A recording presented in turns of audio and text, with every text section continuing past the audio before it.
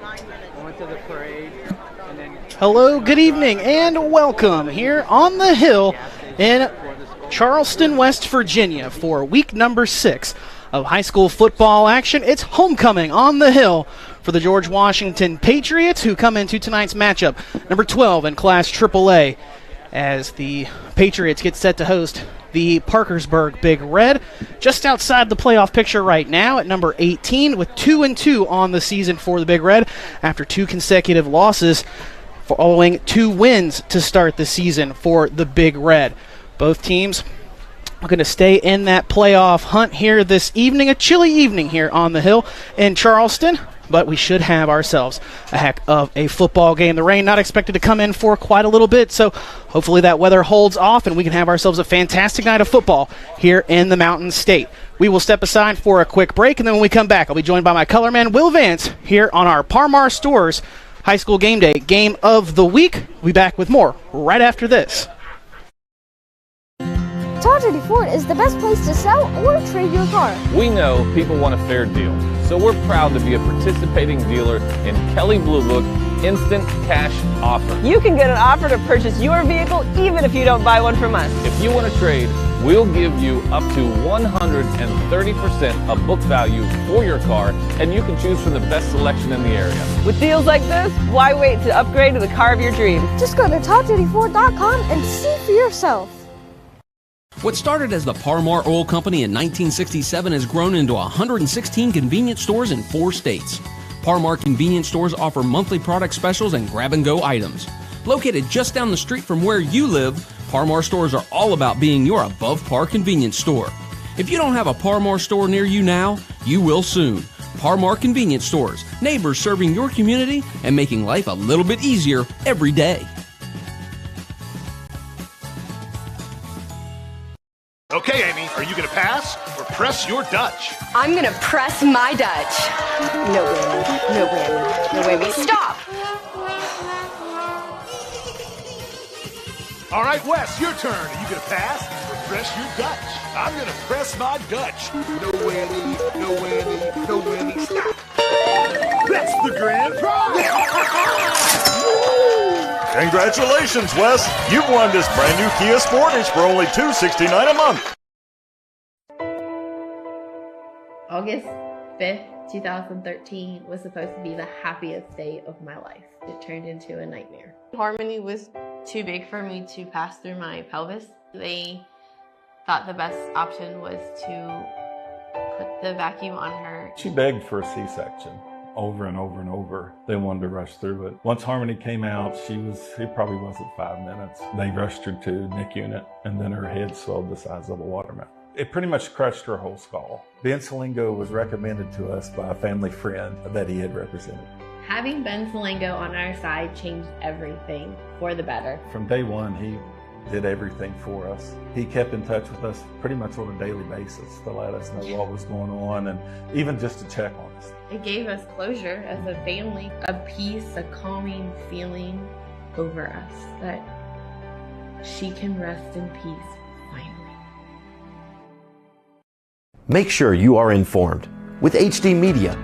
We are leading the state in local, digital, and print media.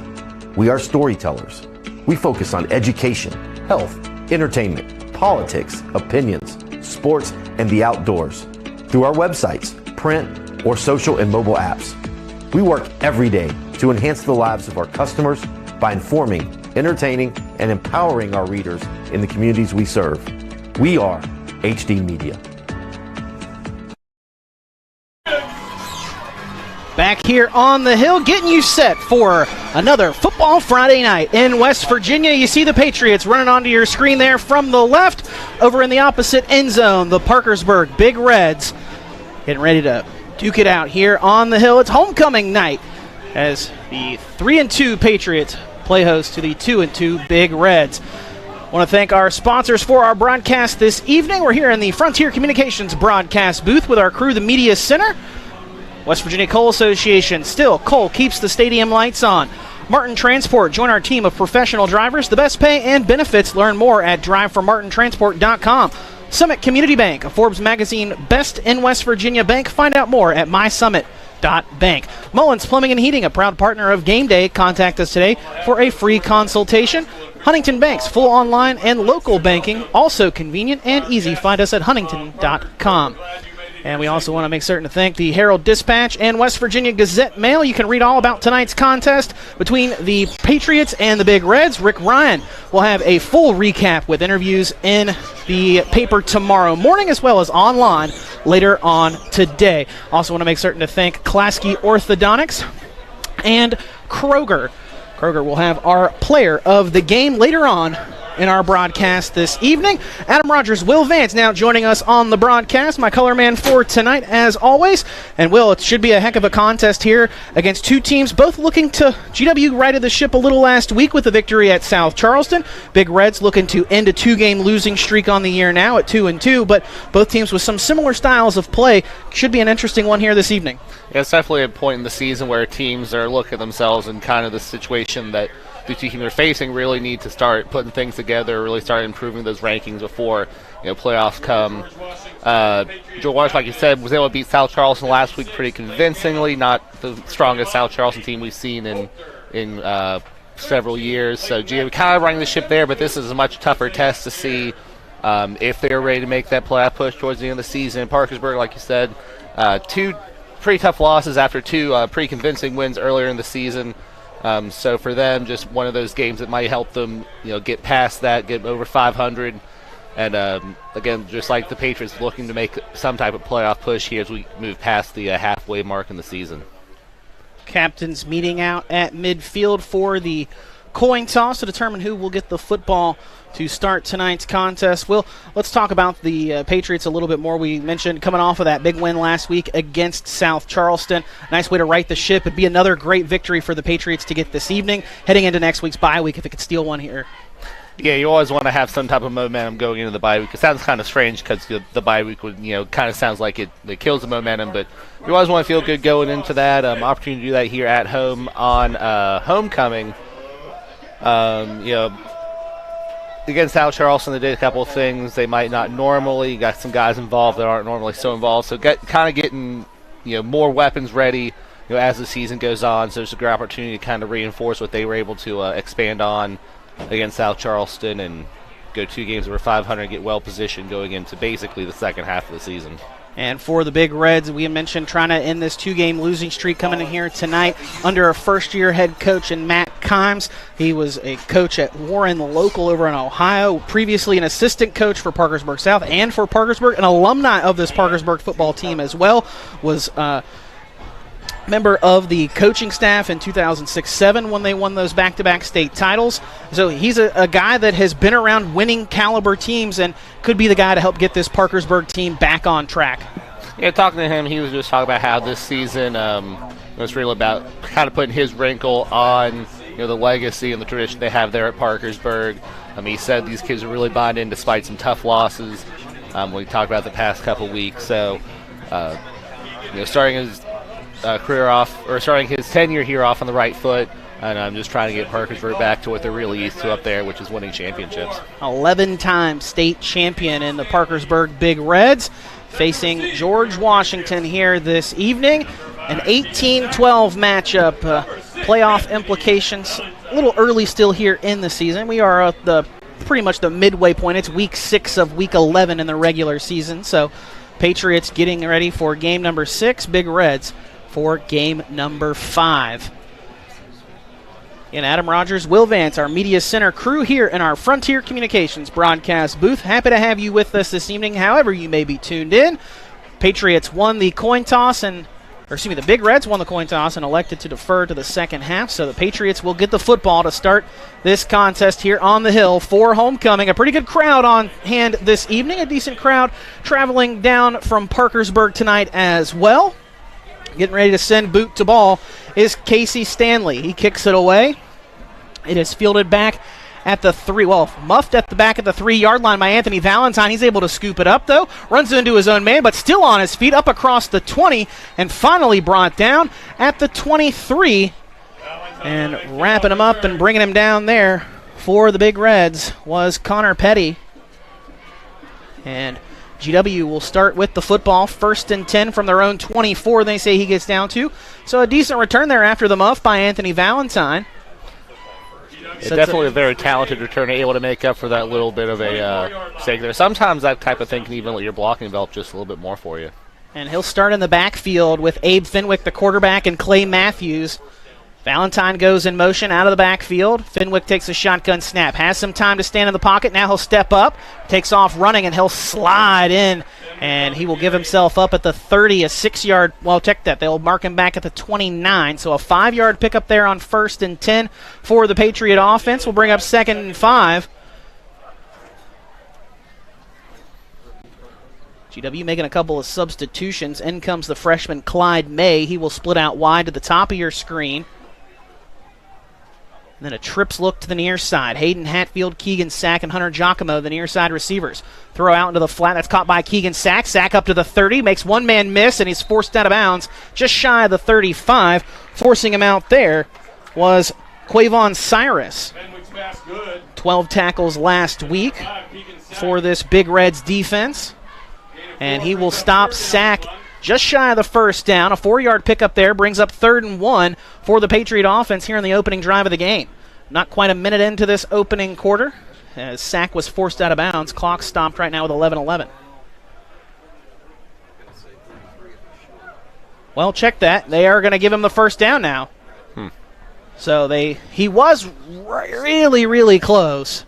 And they take a long look from the near side over to the far side of the chains, and they say, yes, it is a 1st down. So make that a 5-yard pickup instead of a 4 on that pass play from Fenwick to Sack. Brings up 1st and 10 from the 34-yard line.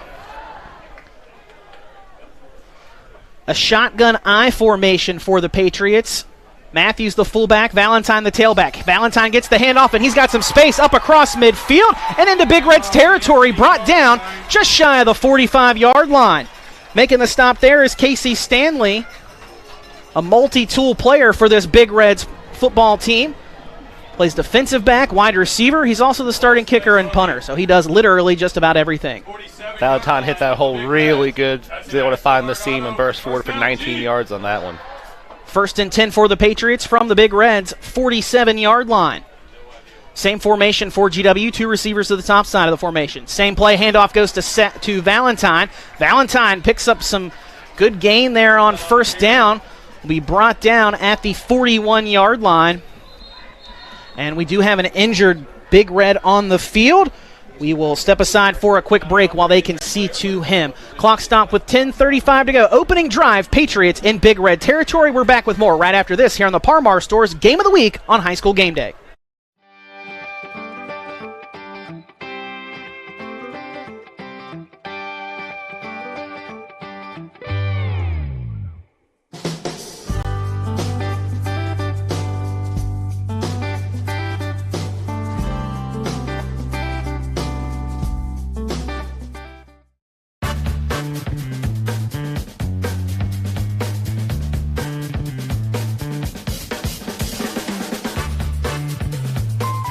Call State Farm agent Matthew Rousey at 304-925-8000 today. I'm attorney Bobby Warner. Congress recently created a fund to compensate victims of Camp Lejeune who were exposed to toxic waters between 1953 and 1987. If you or a loved one were diagnosed with cancer or other health issues related to toxic water exposure at Camp Lejeune, call today for a free case evaluation. Bobby Warner, now's the time. Call 345-6789. Back here on the hill for a homecoming injured player for the Big Reds down. You see on your screen there, Zane Lewis, fortunately able to make it off the turf under his own power. May have just gotten the wind knocked out of him a bit there.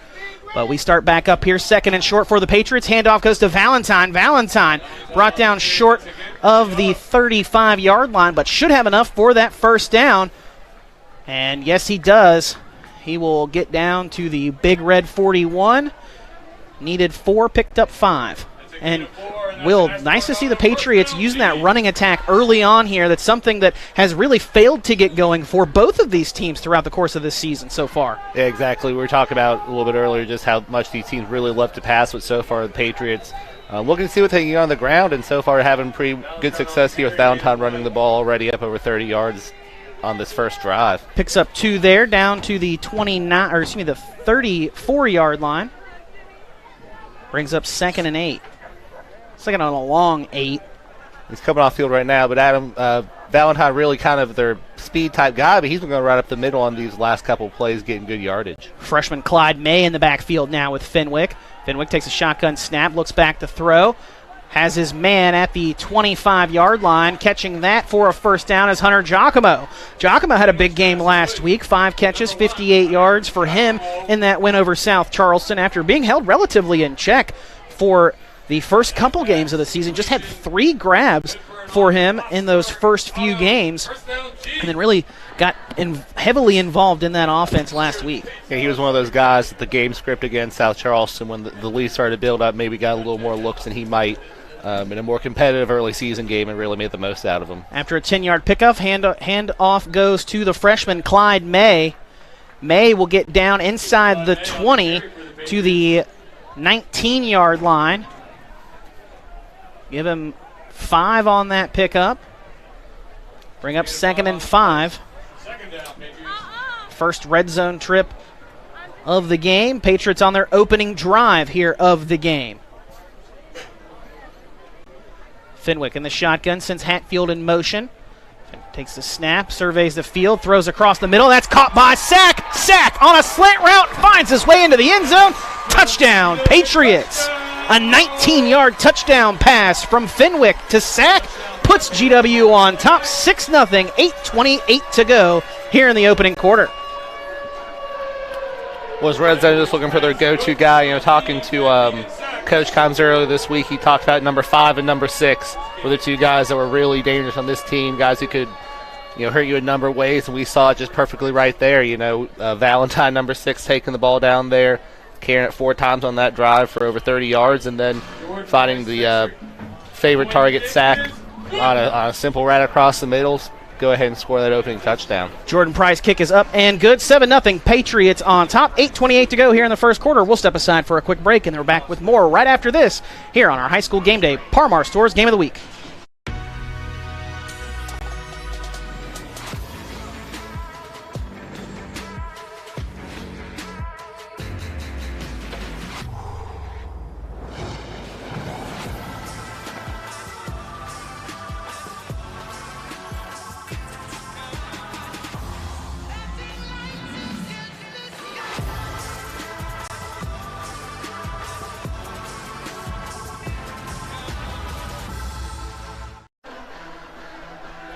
Seven-0 Patriots strike the scoreboard first on their opening drive here in this first quarter. 8:28 to go. Abe Fenwick finds Keegan Sack on a 19-yard pass, and Sack puts the Patriots on top. Adam Rogers, Will Vance, our Media Center crew, happy to have you with us this evening here on our High School Game Day Parmar Stores Game of the Week. As Jordan Price gets set to kick off for GW. Back to return for the Big Reds, Aiden Cook and Anthony Ice. Cook on the near side. Cook up top, Ice on the near side. But the kickoff is back into the end zone for a touchback. So Parkersburg will start with the football at their own 25-yard line. On their first drive, we saw the Patriots try to work in the running game. We kind of talked a little bit about how we have the weather moving and we might see more of an emphasis on the running game. Let's see if the Big Reds have made any adjustment like that, or if they're going to stick to their guns literally and try to air it out like they have so far this season. Big Reds going 1st and 10 from their own 20 on the far side hash mark. David Parsons, the junior, leading the offense for Parkersburg. Took over mid-season last year. As Bryson Singer, who was the quarterback, got moved around. He was a dual threat guy, running and throwing the football, and then got very involved catching the ball as well for Parkersburg last season. Throw out here into the flat, a quick out route that is caught by Matthew Stolniker.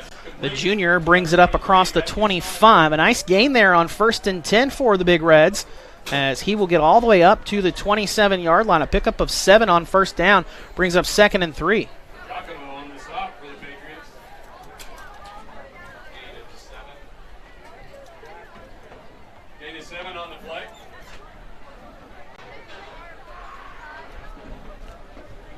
One receiver split out to the wide side of the field, a shotgun set with two offset men, and the Patriots going to jump offside here. Man in motion there, Matthew Stolniker got Lath Ganem to jump across the line and draw the offside. So that'll be a 5-yard penalty and a free first down for the Big Reds. 1st and 10 from the Parkersburg 32-yard line now after that 5-yard offside call. Fortunate little break there for Parkersburg. Sometimes, especially on the road, that first down can be a little hard to come by. Stolniker in motion from the bottom to the top of your screen. Handoff goes up the middle to Hartshorn, and Hartshorn tries to go off the right side. He is met after a short gain. Wrapping him up and bringing him down there is Isaiah Ayers, big defensive end, 6'3", 275, senior. Give him one up to the 33-yard line. 2nd and 9 on the way for the Big Reds. Stuff in the run, really a forte of this Patriot defense. It'll be really tough for Parkersburg to get it rolling here. Let's see if they talk about how in practice it was really a focal point this week. Let's see if it can pay off in game time. Austin Fleming now lined up behind Parsons. Throw out into the flat. That is overthrown, trying to find Anthony Ice. And fortunately, that pass was thrown forward.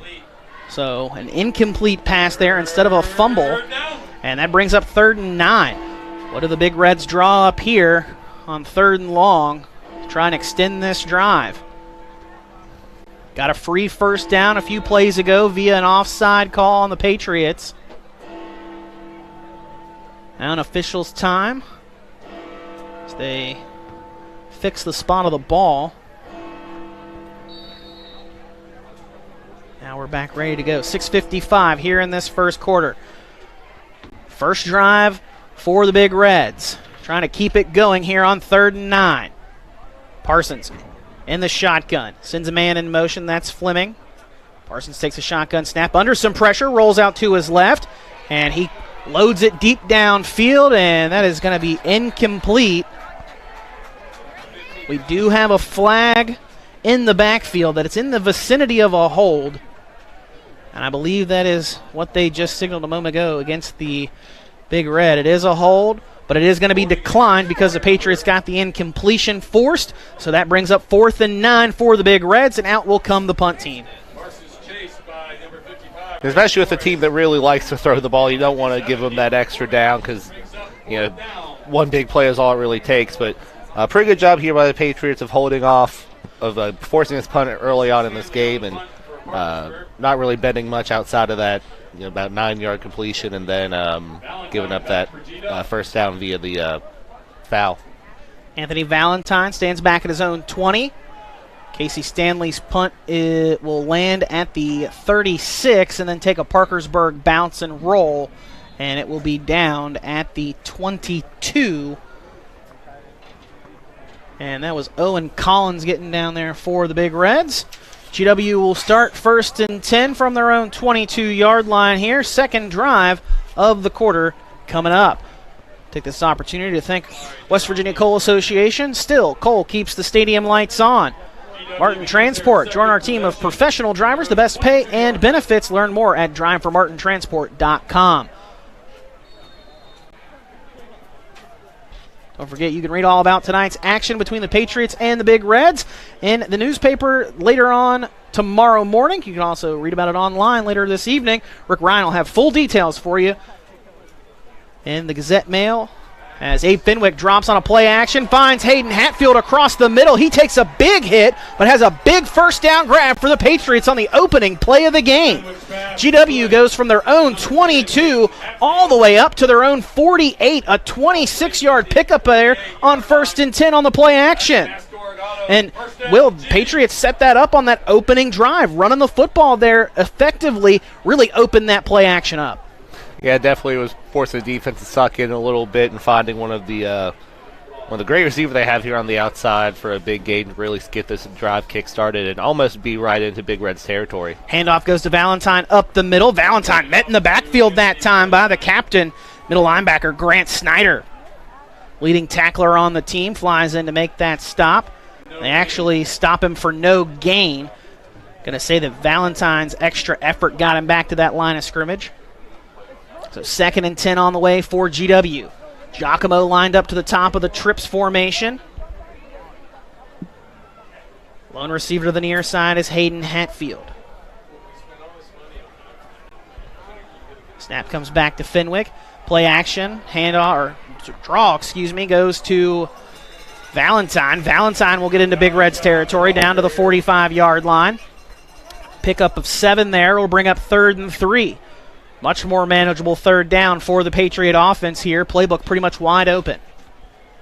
So far, 6 carries for 38 yards for Valentine, really establishing this run game early and getting guys involved. Sack now in the backfield. Valentine lined up as the inside man in the trips to the near side. Fenwick drops back to throw. Across the middle, looking for Valentine, and just left it a little too high on him on that curl route. That'll bring up 4th down, and what do the Patriots do here? Play field position, or do you go for it on 4th and short, or maybe try a hard snap count, Will? It looks like they're going to go ahead and take a shot. They might be trying to draw them off sides here, but given this team's offensive tendencies, I don't really think so. 4th and 3. I believe we have an honest attempt coming up, but I could be wrong. 15 seconds on the play clock, under 5 to go in here in the first quarter. Fenwick does take this 4th down snap, throw complete out to the near side, caught by Valentine. He's got the 1st down. Valentine needed to pick up 3, and I think he got 4 and the 1st down. They are going to signal 1st down. Yes, he did get to the 41-yard line, so pick up a 4 there. And that will set GW's offense up with a fresh set of downs, converting on their first 4th down try of the evening. Second drive of the game for the Patriots, already up 7-0. Looking to add to that lead here. Handoff goes to, I believe that is Clyde May. Check that, that's Keegan Sack. Sack is stopped inside the 40, pickup of 2 down to the 39. By a host of Big Reds. Grant Snyder leading the way. And when you look at Sack's stats, you might forget he's actually a running back with how much work he does out of the backfield catching the ball, but definitely a very trusted guy in this offense to handle the football, whether it's out of the backfield or handed off from the quarterback. And you can expect to see Sack and Valentine switch places a lot.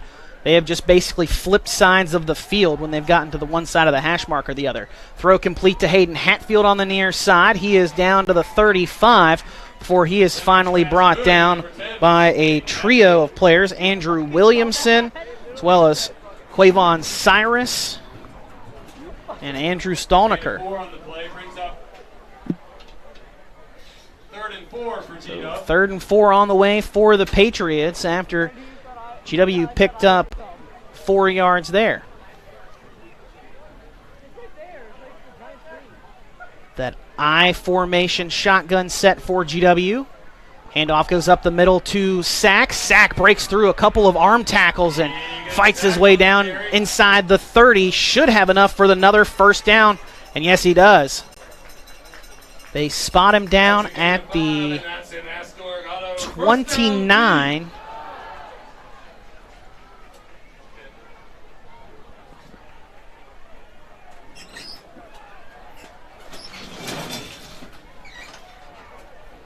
So 1st and 10 for GW, just outside the red zone. Fenwick sends Valentine in motion from near to far side. Surveys the field, throws out to the far side. Comeback route there, broken up. It was intended for Hunter Giacomo. Great job there by the corner Anthony Ice, knocking that pass away. Incompletion brings up 2nd and 10 from the 29. Wasn't able to haul it in, but Giacomo did a good job working his way back to his quarterback. I don't think he was the primary target there. Recognized the quarterback was looking for another way to go. Tried to give him one, just could not pull it in. Good work by Ice to make sure that did happen. 2:48 to go here in the first quarter. Patriots with a touchdown lead. Fenwick drops back to pass again, throws to the near side. That's caught by Hatfield. Hatfield catches it inside the 20, tries to turn downfield, and he'll be forced out of bounds at the 17-yard line. It's a nice 12-yard pick. Check that. They're going to give him down to the 17-yard line, excuse me. It's a 12-yard pickup there for the Patriot offense. Another first down for GW. Now just outside the goal line area. 81 passing yards so far for the Patriots, and 42 of those going to Hatfield. You say he got more involved than he had been last week, and keeping that up. Valentine in the backfield with Fenwick. Fenwick takes a shotgun snap, throws a screen play out to the far side of the field. Caught by Sack, breaks out of one, breaks out of another tackle. He's inside the 10, dancing his way, still on his feet, somehow still up, and finally forced down. A host of Big Reds players finally take him down. Once again, Grant Snyder helping to lead that charge out there as Sack gets down to the 5-yard line. Another first down for the Patriots. First down, G. A 12-yard gain looks like it might be about a 1 yard or no gain when the first Big Reds player don't get a hand on him. A good job to break that free and make his own space. Fenwick under center, turns, hands off to Valentine off the left side. Valentine drops a shoulder into one player, tries to run over another, and he'll be stopped just shy of the goal line. A 4-yard pickup on first and goal. Bring up second and goal from the 1. Under 2 minutes to go here in the opening quarter now. Patriots on the way to punching it in for another score. Big Red defense trying to stand tall, though.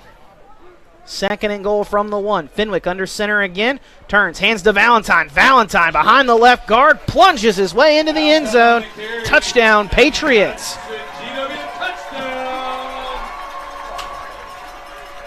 1:41 to go, and Anthony Valentine drops his shoulders and forces his way into the end zone from 1 yard out to give GW a 13-0 lead here in the first quarter. Valentine proving to be a big part of this game plan, the running game overall, but especially Valentine so far, 8 carries, 42 yards, 1 touchdown, just a hair under 6 yards. That carry, but that kind of, the average hurts a little bit when you're rushing in from 1 yard out, but still, fantastic job by him getting them back on the board. Price's kick is up and good. Patriots on top, 14-0, 1:41 to go here in the first quarter. We're back with more right after this here in our Parmar Stores Game of the Week on High School Game Day.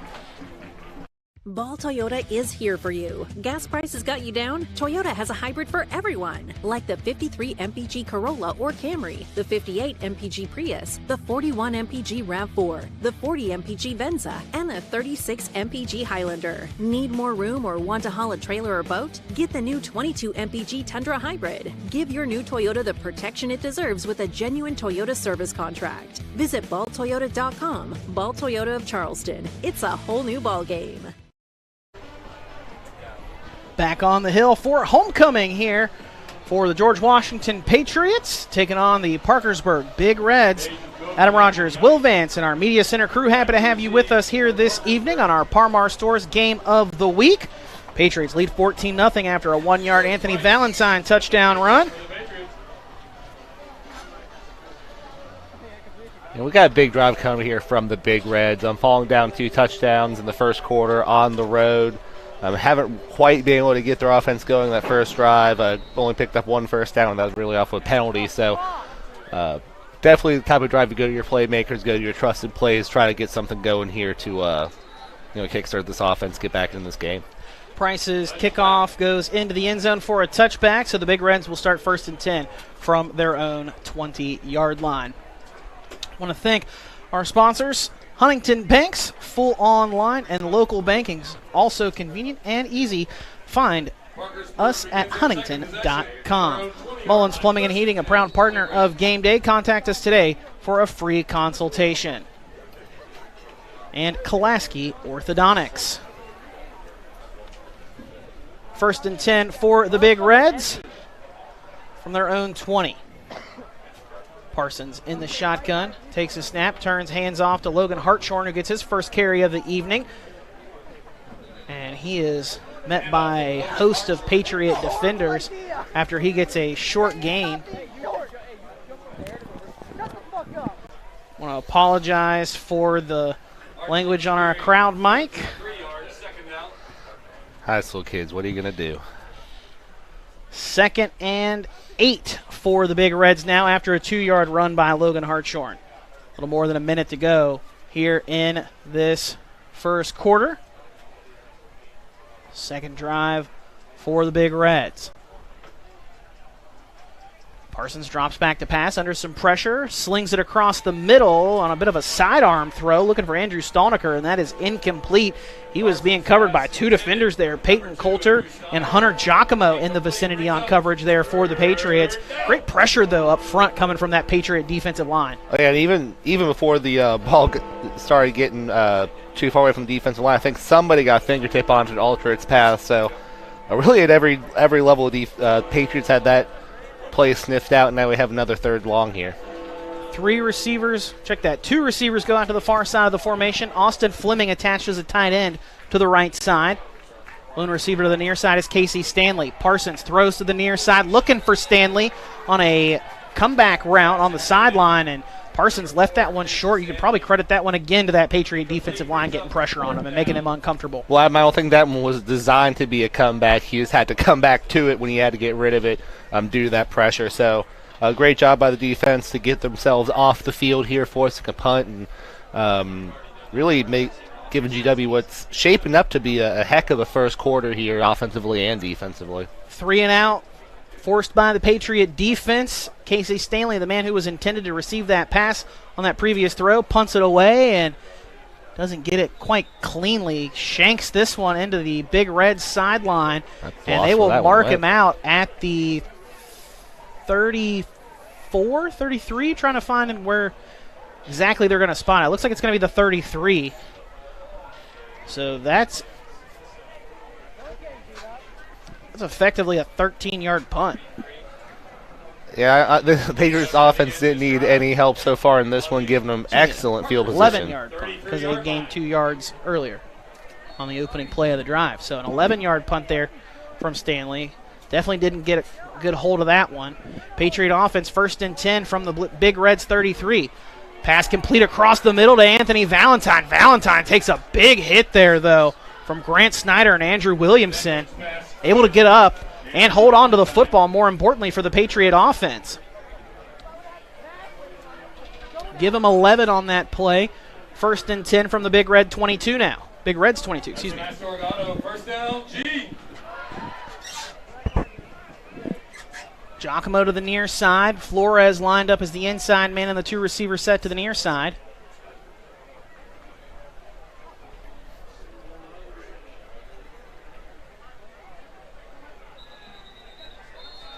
And that is a timeout taken by GW before the end of the quarter. We'll keep you right here with 6 seconds to go in this first quarter. Patriots up 14-0. And Adam Rogers, Will Vance, our Media Center crew, happy to have you with us here this evening. Our camera operator up on top for us tonight, Haley Hunter, doing a fantastic job. Our producer-director, Ethan Young, always happy to be back with our Media Center family. So we bring you another week of high school football action here on High School Game Day. And Patriots finally got back on the winning track last week in a big win, in a big way over South Charleston, 48-7, the final score there for up at South Charleston High School. Our first game for High School Game Day up at South Charleston High School, with first-year head coach Carl Lee taking over his alma mater, much like Matt Kimes is doing for this Big Red football team. And much like Coach Edwards has done here at Judge Washington for several decades now. Yeah, and has kept this program as one of the most competitive teams in Class AAA, always in the playoff hunt. Wants to get in that state title hunt again. Patriots 1st and 10 after the timeout, should be the final play of the quarter. Screen pass caught out there by Valentine. Valentine, check that, that's Keegan Sack actually, excuse me. Sack will get close to the first down on another play that probably could have been stopped at the line of scrimmage or behind, but Sack, I believe, has enough for the first down, depending on where they spot the ball. And that will do it for the first quarter. They'll flip into the field. We'll step aside for a quick break. Patriots lead 14-0, but on their way to putting more points on the scoreboard. We'll find out what they do when we come back for second quarter action here on our High School Game Day, Parmar Store's Game of the Week. We know who we are, where we have been, and where we are going. Healthcare is ever-changing, and we are evolving to meet the future needs of our community. Thomas Health is honored to announce our affiliation with the WVU Health System. WVU Health System and its network of hospitals and physicians across West Virginia, Ohio, and Pennsylvania will allow Thomas Health to elevate and expand the current services we offer to this region. With broader access to specialists and subspecialists and the full support of the preeminent health system in our state, we look forward to being your first choice for medical care. Together, proudly serving our community and the state of West Virginia, today and tomorrow.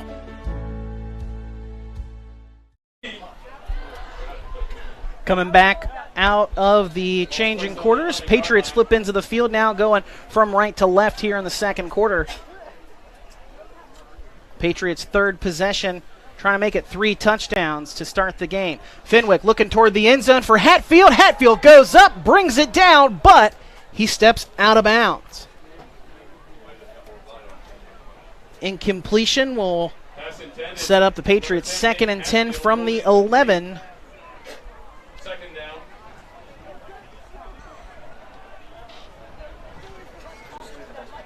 Flores going to check in now. Gunnar Flores, one of the tight ends. Again, I want to apologize for the colorful language. 2nd and 10 from the 11. Patriots can get a first down here before getting into the end zone. Fenwick loops one for Sack. Sack on the screen. Gets inside the 10, still on his feet. And he'll be brought down just shy of the 5 as Grant Snyder, Andrew Williamson, a couple of those big Reds defenders in there to make the stop. Two of the leading tacklers on this team there in that linebacking core. And that's one of the things Coach Kimes said. It really starts with these linebackers for this big Reds defense. And they've been very actively involved tonight.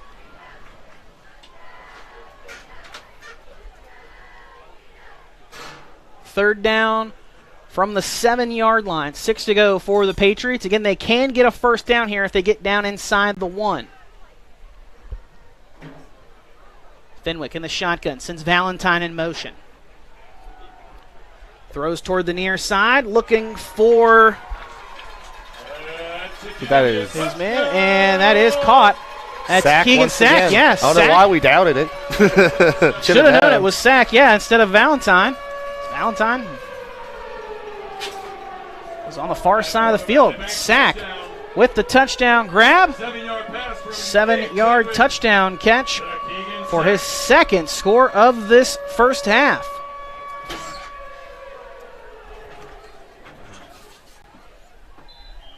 Price's kick and good. Minute 4 into this second quarter. Patriots lead is 21-0. We'll step aside for a short break and then bring you back here for more second quarter action right after this here on our High School Game Day Parmar Stores Game of the Week.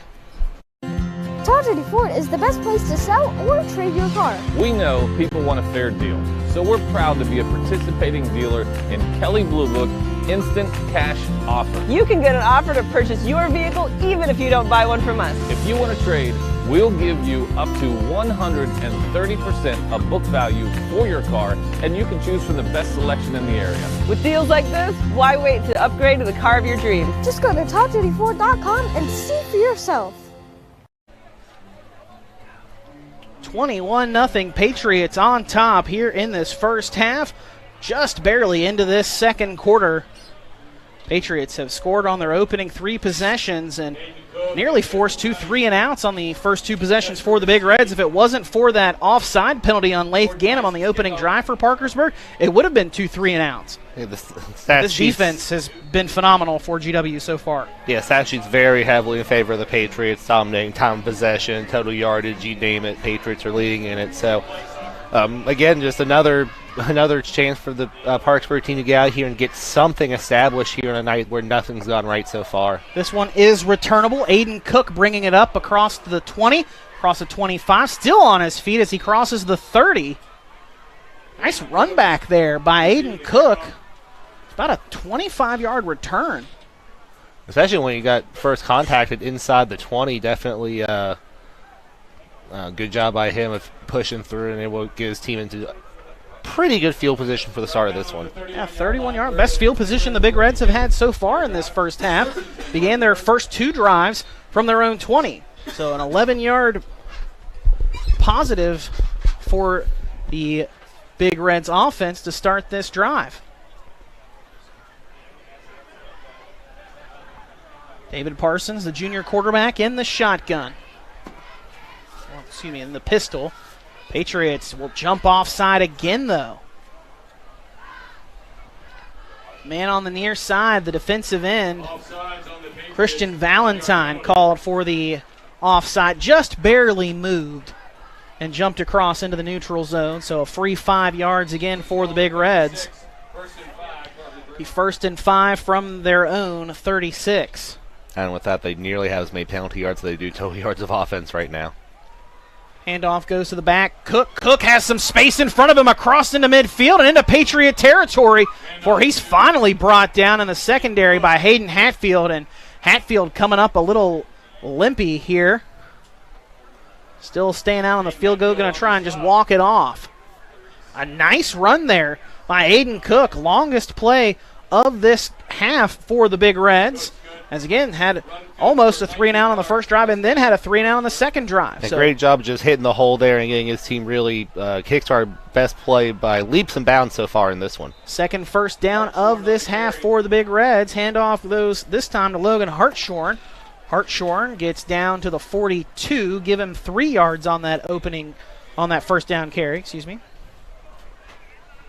Cook and Hartshorn, both guys that Coach talked about being real leaders on this team, guys who really helped keep guys motivated during the transition into the new coaching staff, and really guys that they look to keep this offense moving and try to get this running game going, especially here.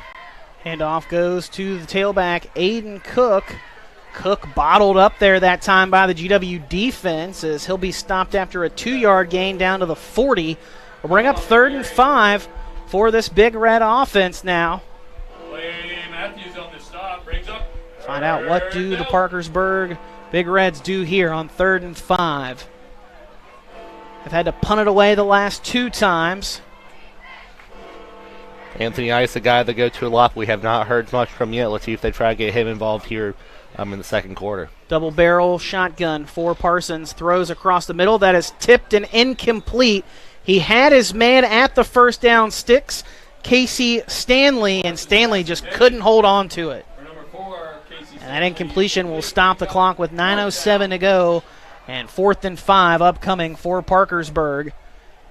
And Adam, I don't think you have much choice but to go for it this juncture. This is the first drive you've had that's really picked up any momentum. You're down into Patriots territory. Your punting game hasn't necessarily been effective, so how many yards are really going to get out of it? Might as well keep your boys out there.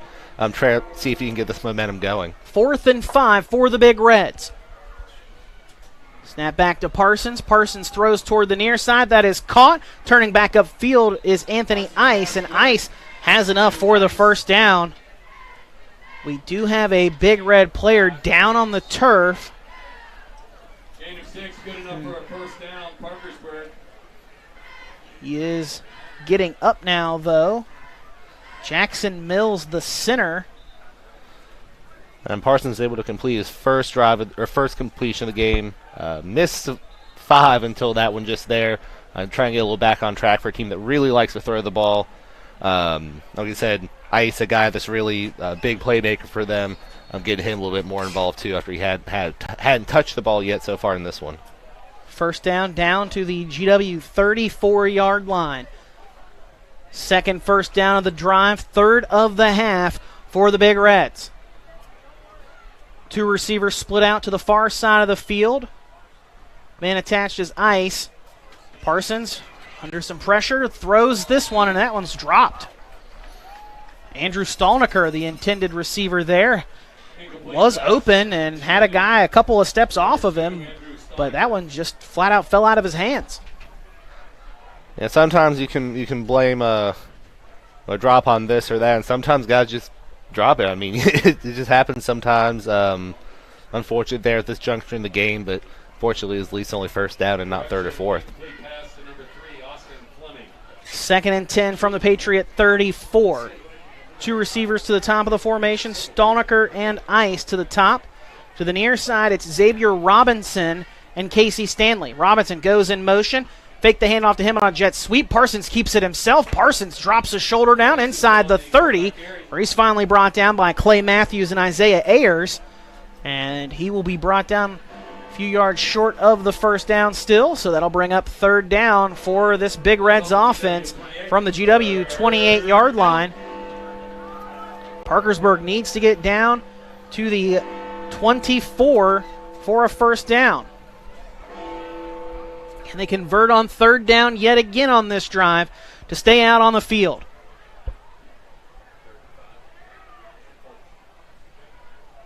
Snap back to Parson, hands off to the tailback, Cook. Cook is wrapped up and brought down by Isaiah Ayers, and he is going to be brought down shy of the first down. So that'll bring up 4th down now. Excuse me, the Big Reds converted on 4th down previous time, just a moment ago. So going to stay out to go for it on another 4th down try here. 4th and 2 from the GW 26. Ball in the middle of the field, 7:25 on a moving clock here in quarter number 2. GW on top, 21-0 over Parkersburg. Here on the Patriots homecoming night on the Hill. Double barrel shotgun for Parsons. Fakes the handoff, going to keep it himself on a read option. And Parsons tripped up, has the first down though. Only needed 2, and he picked up 3 to move the chains. 2 4th down conversions on this drive to keep this thing going for the Big Reds offense. Yeah, and I don't know the stats behind converting 2 4th downs on the same drive. Definitely not very high. Good job by them of finding a way. This Parson on the keeper has been working for them so far on this drive. Running game overall, really trying to get it going here in the second quarter. 1st and 10 from the GW 23-yard line. Parsons on an empty shotgun set. Under some heavy pressure, steps up, fires across the middle, and that one's almost intercepted. Hayden Hatfield stepped in the line of the pass intended for Xavier Robinson, but Hatfield couldn't get underneath of it in time to secure that catch for the interception. So the incompletion will bring up 2nd and 10 from the Patriot 23. Nearly intercepted by Hayden Hatfield. Brings up 2nd down. There's another one where multiple levels of the Patriots defense work together on that one. Great pressure from the defense. From the defensive line, Parsons did a great job stepping forward, keeping his eyes downfield, delivering a halfway catchable ball, but then just a great play there by the defensive back to get in the way too. Handoff goes up the middle to Austin Fleming, and Fleming is met after a short gain.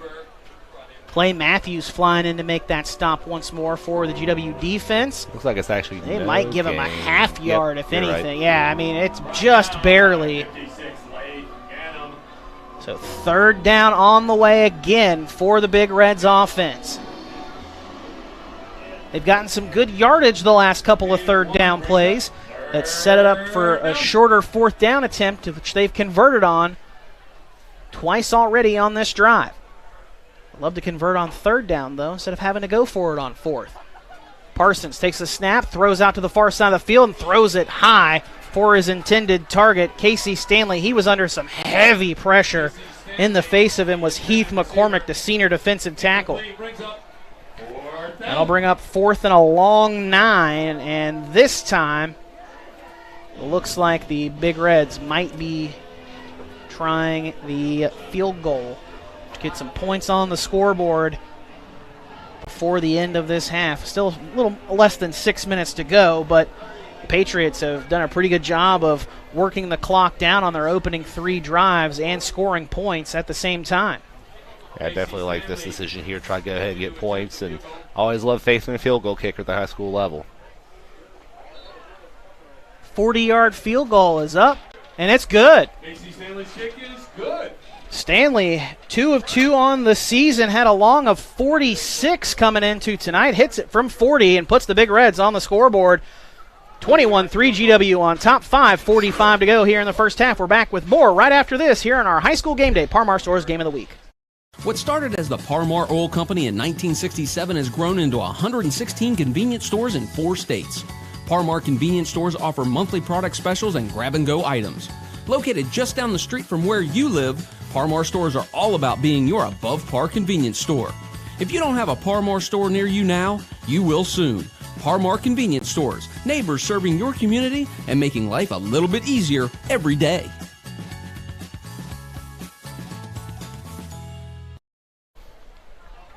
.40-yard field goal try by Casey Stanley is good. He is now 3 of 3 on the season for field goal attempts.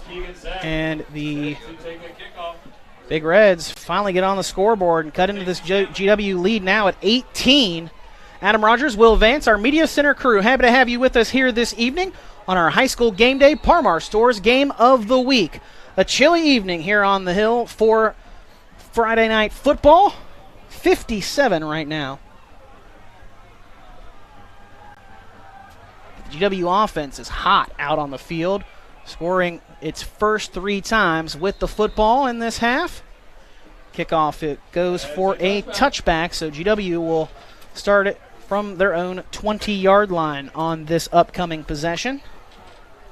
This will be the longest field the Patriots have had to work with so far in this first half.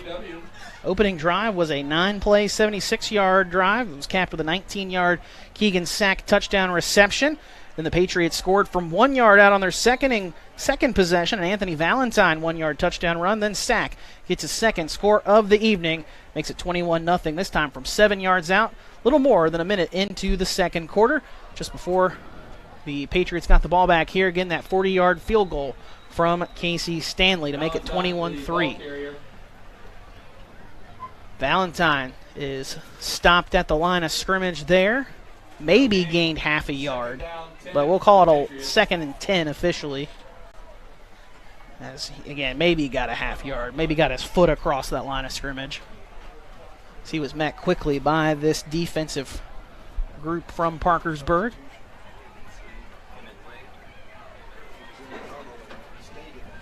Second and 10 for GW. Fenwick drops back to pass, under some pressure on a screen play. That is caught by Sack. Sack has some space down the near sideline, cuts back in toward the middle of the field, still on his feet across the 40, and he's finally brought down at the 45. Bringing him down to the ground with the tackle is Andrew Stolniker.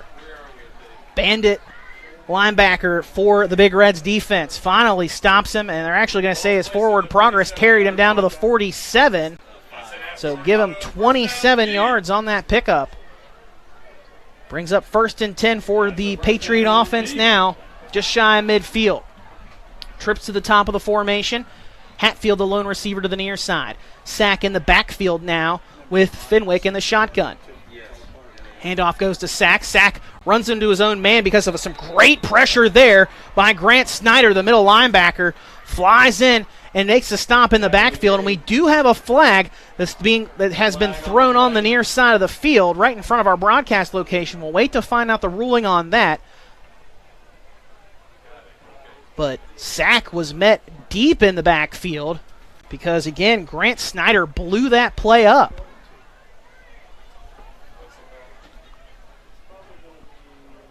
Still waiting to find out what the flag is. It's going to be a personal foul on the Patriots. So back GW up. It was 1st and 10 from their own 47-yard line. Now make it 1st and a trip to John Adams. As GW will go all the way back to the 25-yard line. So it's 1st and 22 because of where the flag was thrown.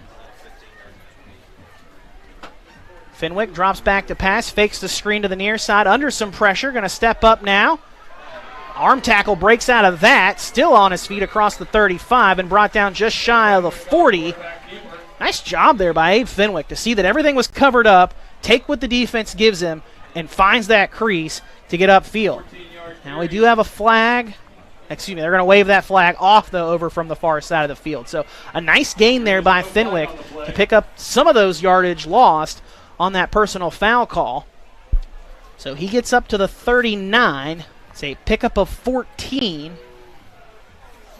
And Fenwick certainly not a rushing quarterback, but he can get done with his legs. Great job there to Parkersburg's defensive line almost looked like they forgot they weren't in practice and pulled up when they were trying to hit the quarterback. Fenwick has all the time he needs. Let's go of it now across the middle of the field, and that is caught by Gunnar Flores. Flores into Parkersburg territory and has the first down and a few more yardage after that. Gets down to the 40-yard line.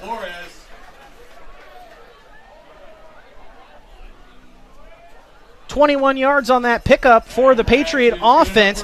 He came into tonight with just 6 catches for 94 yards on the season for the Patriot offense and picks up 21 there on 2nd and long to reset the sticks for the Patriot offense. A great 2-play sequence to get past, dig themselves out of a hole and keep this drive alive now into Big Red's territory. Trips to the near side. Valentine in the backfield with Fenwick. Fenwick pumps, throws across the middle. That's caught by Flores again. Flores breaks out a 1 tackle inside the 30. Can't get away from the second defender. Bringing him down is Andrew Stolniker. But another first down grab there for Flores as he'll bring it down to the 25-yard line, a pickup of 15. 188 passing yards so far in this one for Fenwick. Completed his last 5, including that touchdown. Flores with back-to-back first down catches for the Patriots.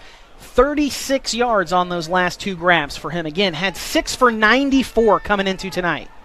Fenwick takes a high snap, pulls it down, hands off to Valentine. Valentine breaks out a 1 tackle but can't stay on his feet. Colliding into him to make that stop is Casey Stanley. And I believe that was Andrew Williamson also coming in to make that stop with him. And he will pick up 5 down to the 20. So 2nd and 5 on the way for the Patriot offense.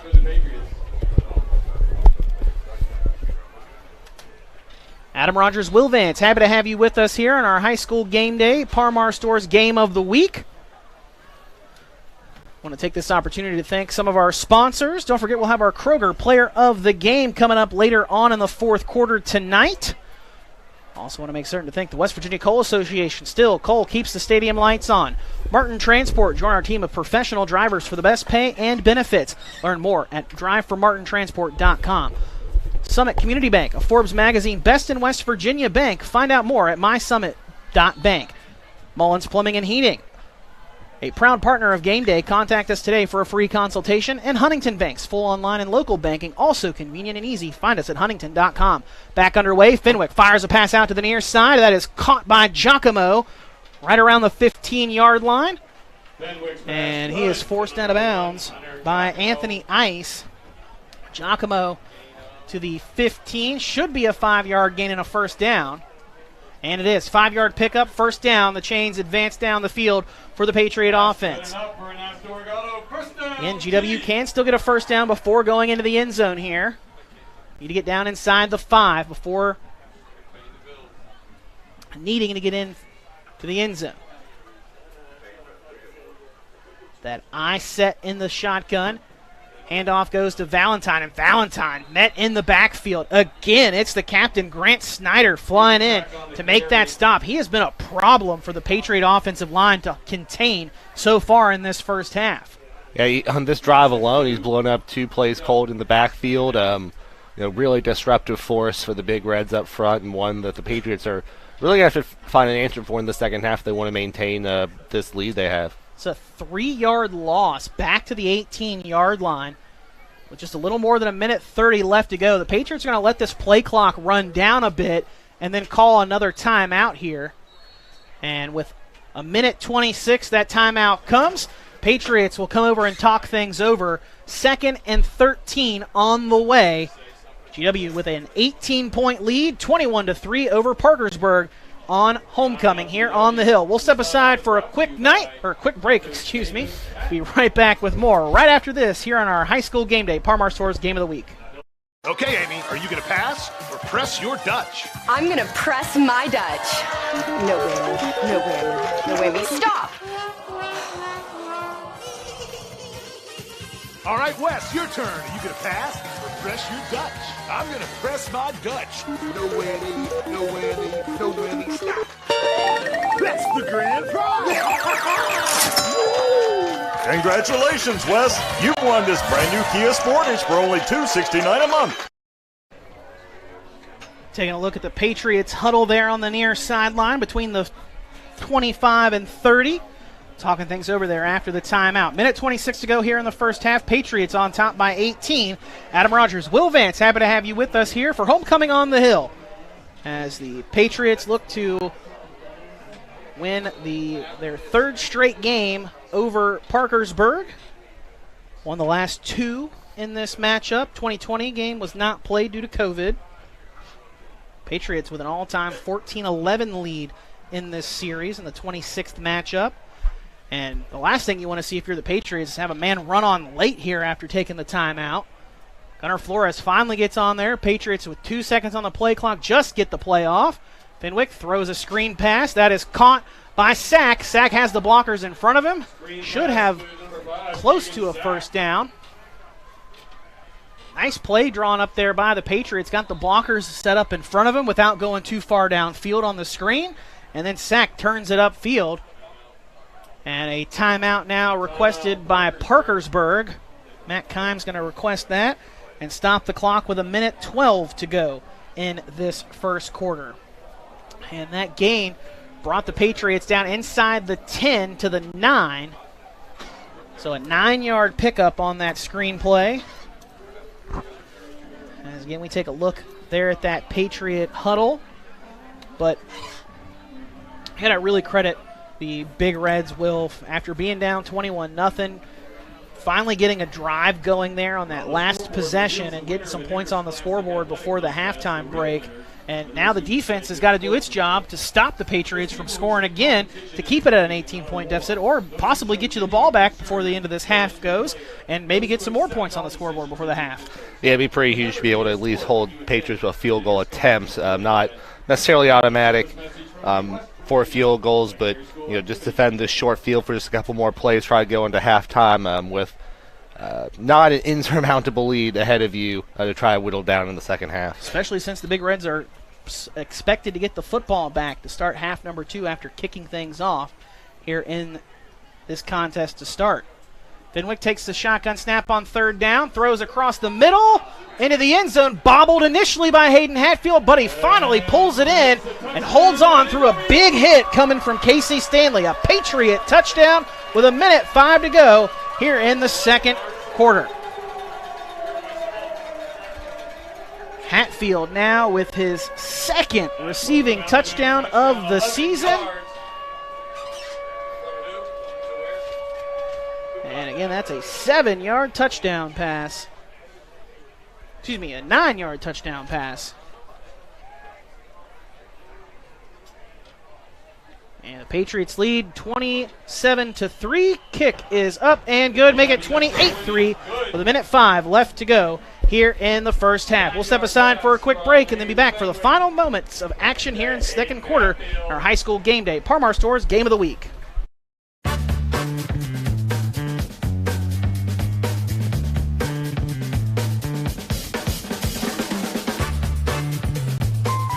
Call State Farm agent Matthew Rousey at 304-925-8000 today.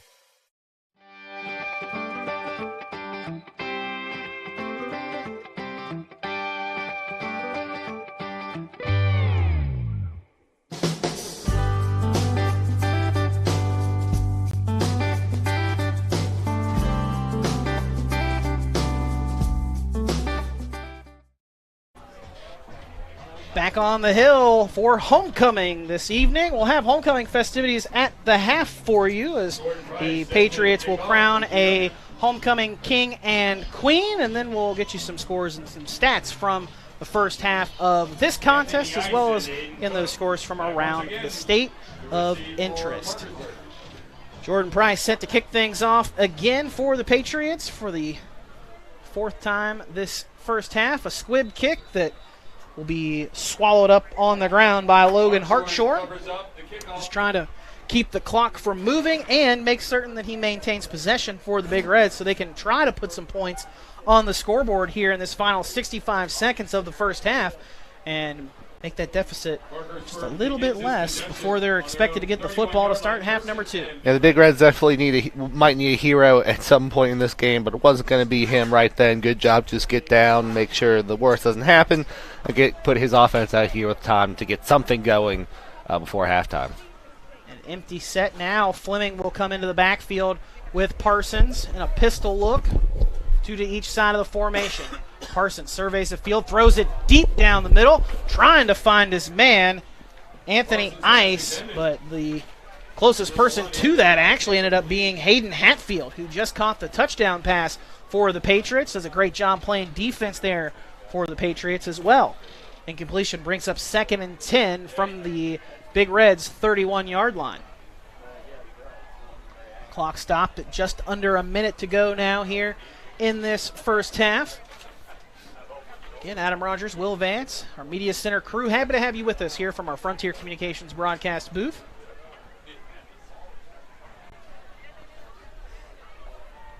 Same formation, except Fleming this time doesn't go into the backfield. Throw across the middle. That's intended for Anthony Ice. A big hit coming across the middle there by that middle linebacker, Clay Matthews. And Matthews timed that very well. I saw the officials looked at each other, make sure it was all good, and they went ahead and said it was just incomplete. Great job of getting there right in the nick of time to make that an uncatchable ball. Incompletion after the hit there on the pass to Ice. Matthews lays that hit and forces the incompletion. 3rd and 10 for the Big Reds coming up. Clock stopped with 55 seconds to go. Adam, Ice, first half. Ice and Fleming, 2 guys are really the lifeblood of this offense. So far between them 6 yards, a lone catch by Ice. And now a false start by the Big Reds offense. Back them up 5 yards. This is not what you want to see from your offense before the half comes to a close. Of course, Parkersburg was already needing some chunk plays here in the last 55 seconds anyway. But you don't want to shoot yourself in the foot. Yeah, no reason to need 5 up, more. Especially when it's by your own doing, unfortunately. So although, honestly, a pretty cleanly played game so far. Not too many fouls on either side. 3rd and 15 now for the Big Reds. And the Patriots, I think, are going to give them the 5 yards back. Yeah, it's an offside call on the Patriots, trying to bring some pressure up there at the line, and a man jumped a little too far. So it'll be 3rd and 10 again for the Big Reds offense.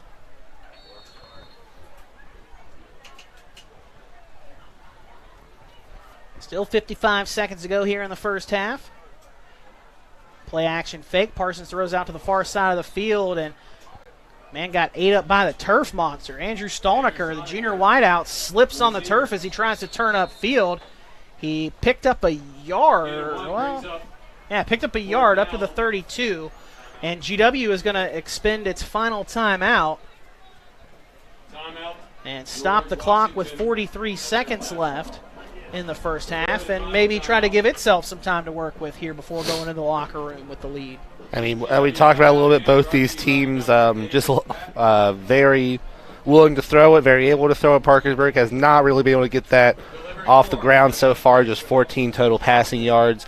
But the Patriots have been, sack already with 8 catches for 95 yards. Fenwick already over 200, well on his way to a 300-plus game, as you usually see the Patriots win. So it makes sense here. You can't take those timeouts with you anyway, so might as well see if you can get the ball back. Maybe heave at 20 of your playmakers down the field. Sack, Hunter, or Hatfield, Giacomo, plenty of guys that can possibly get that done for you. Patriot punt return team out. Back to punt it away is Casey Stanley. Pulls it down, gets it off. A nice clean punt this time from him. And Valentine not even going to try to return it. It'll bounce at the 30 and then take a Parkersburg roll all the way down inside the 10. Wow. Maybe Anthony should have tried to fair catch that one. It stopped at the top of the soccer 18-yard box. What a punt. Yeah, to make up for that, 13-yarder he had early in this first half. And that was a pretty punt, though. That'll help out the average, that's for sure, as they will spot it down at the, I believe that's the 8-yard line. GW starts here on their own 9-yard line. 1st and 10. Oh, now they're going to move it to the 9, excuse me. They love to move the football after I say where the ball is spotted. They're waiting for you. I know, they know it's coming from me. So the Patriots look like they are going to line up just to kneel this one away. Yep, take the knee, and that will be the final play here in the first half. Henwick takes a knee. Second down. And yeah, they're just going to let this clock run out. And that will do it for the first half of action here on the Hill for homecoming. Patriots with the lead at the half, 28-3. Big Reds, though, finally ended that scoring run by the Patriots, but couldn't stop GW from scoring again. Patriots have scored on all 4 possessions until the end of the half there, so 4 out of 5 in that first half to have this 25-point lead. We'll step aside for a break, then when we come back, we'll bring you back here for some homecoming festivities at the half. As again, the Patriots lead the Big Reds by 25. We're back right after this here on our high school game day Parmar Stores Game of the Week.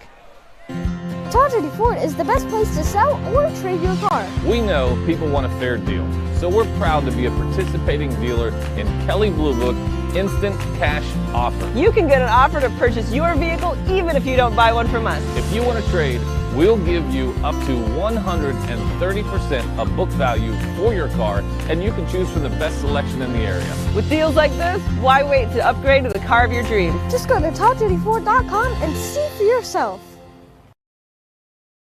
What started as the Parmar Oil Company in 1967 has grown into 116 convenience stores in 4 states. Parmar convenience stores offer monthly product specials and grab-and-go items.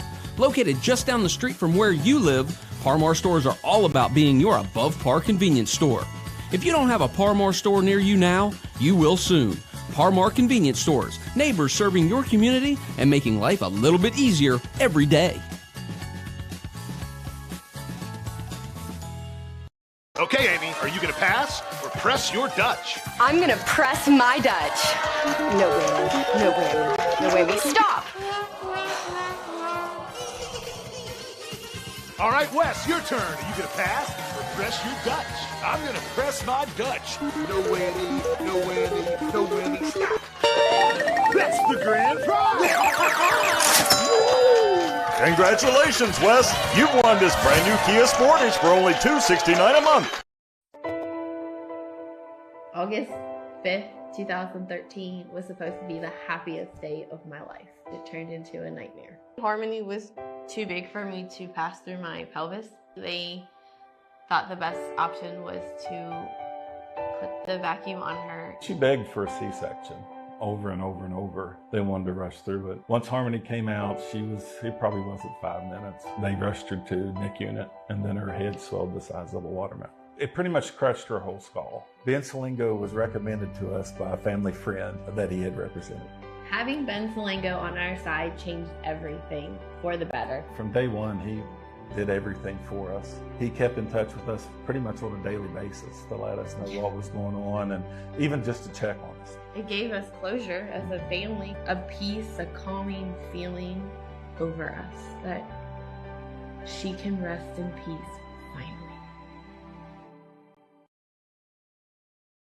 Make sure you are informed. With HD Media, we are leading the state in local, digital, and print media. We are storytellers. We focus on education, health, entertainment, politics, opinions, sports, and the outdoors. Through our websites, print, or social and mobile apps. We work every day to enhance the lives of our customers by informing, entertaining, and empowering our readers in the communities we serve. We are HD Media.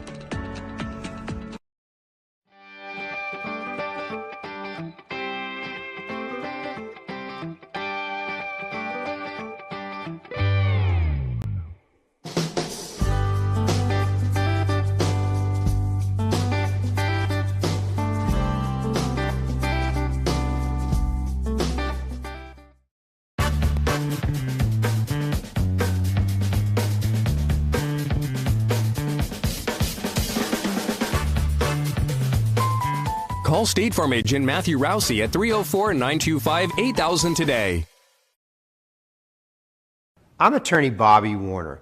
Congress recently created a fund to compensate victims of Camp Lejeune who were exposed to toxic waters between 1953 and 1987. If you or a loved one were diagnosed with cancer or other health issues related to toxic water exposure at Camp Lejeune, call today for a free case evaluation.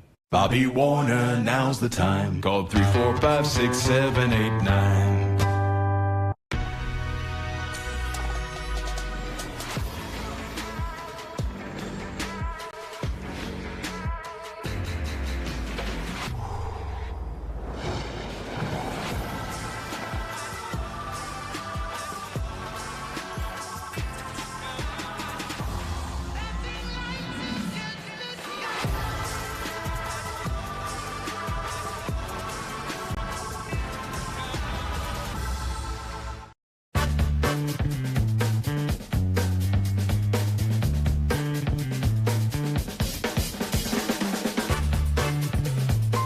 Call State Farm agent Matthew Rousey at 304-925-8000 today.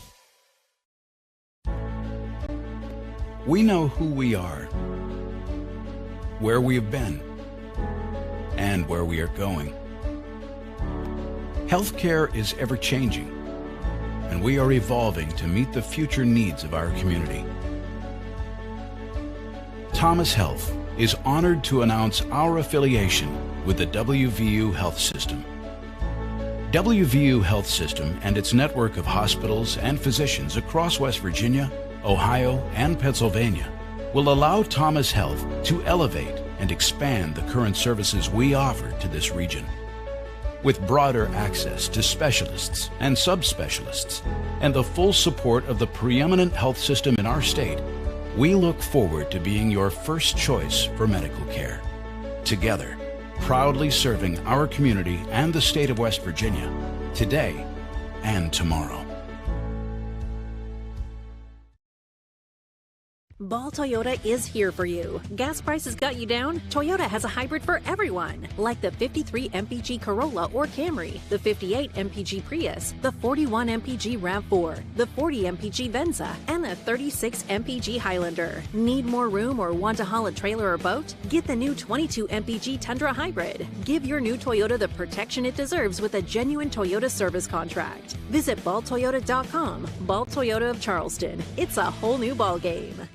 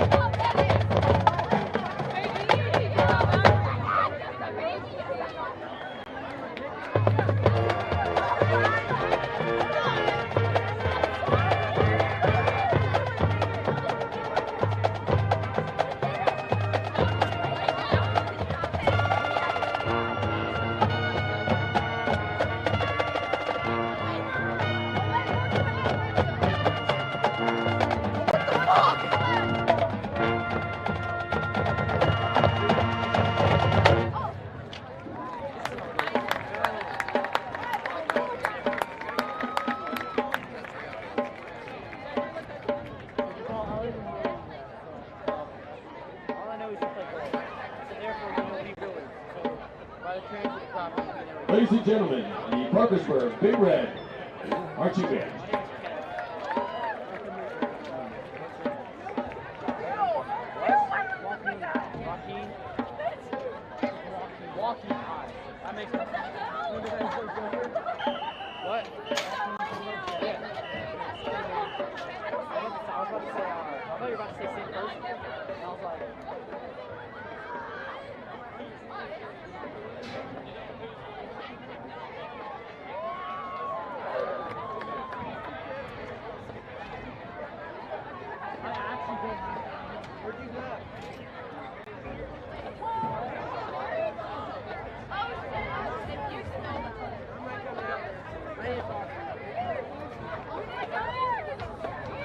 Good evening and welcome to the 2022 George Washington Homecoming Halftime Ceremony.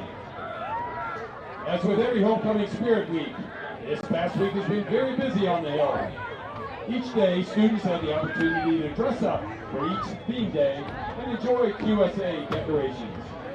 The week started on Monday with Lions, Tigers, and Patriots, sponsored by the freshman class. On Tuesday, the sophomore class sponsored Once Upon the Hill. On Wednesday, the junior class sponsored Holidays on the Hill. And on Thursday, the senior class sponsored High Rollers on the Hill. Today, the cheerleaders sponsored the traditional Spirit Day.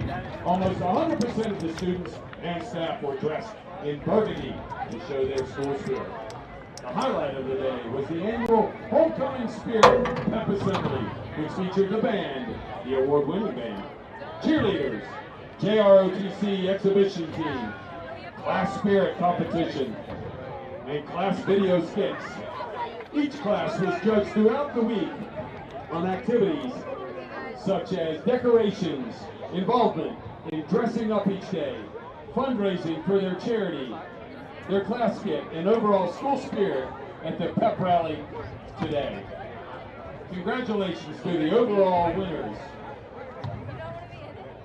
Special thanks to all the students for showing their Patriot pride, especially the members of the Student Council who spent hours working on this yearly event.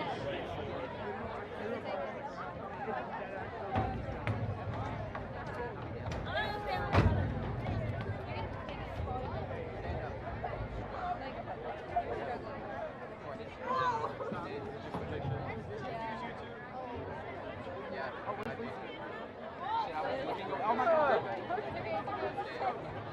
Bro, I look so weird.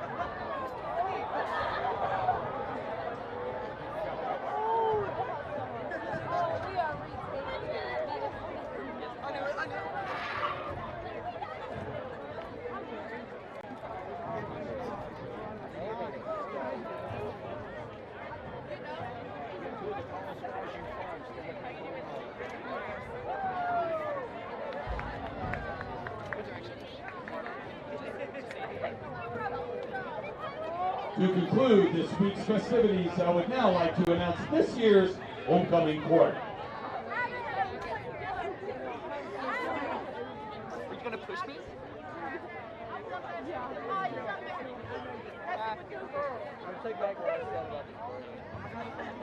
Representing the freshman class are Nika Abassi, escorted by Robbie Brown.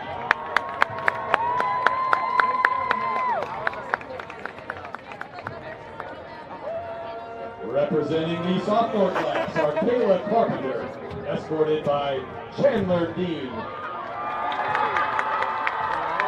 Chandler is standing in for football player Gabe Alice. Representing the junior class are Peyton McDavid, escorted by Mark Thompson. And now I would like to present to you this year's senior class homecoming court. First is Queen candidate Catherine Akers, who is escorted by King candidate Brady Stafford. Next is Queen candidate Annie Bender, who is escorted by King candidate Michael Davis. Next is Queen candidate Alexa Gunderson, who is escorted by King candidate J. Arjuna.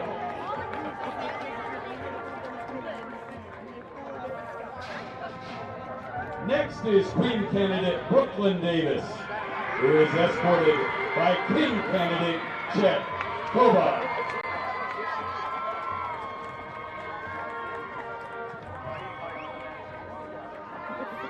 Next is Queen candidate Francis Tiffy, who is escorted by King candidate Ion Shake.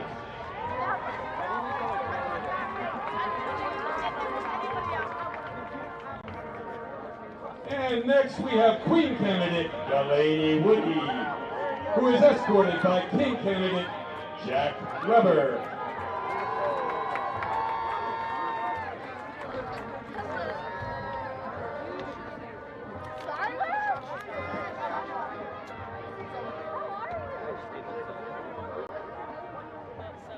Congratulations to the entire GWHS 2022 Homecoming Court.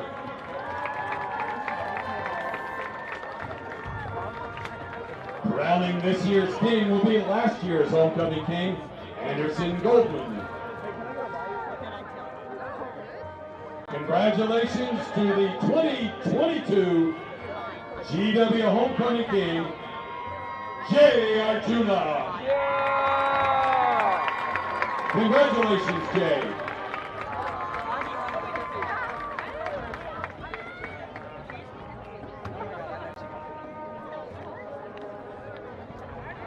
Crowning this year's queen will be last year's homecoming queen, Farouz Zoe. So now it is my pleasure to present to you the 2022 George Washington High School Homecoming Queen, Catherine Akers. Congratulations, Catherine.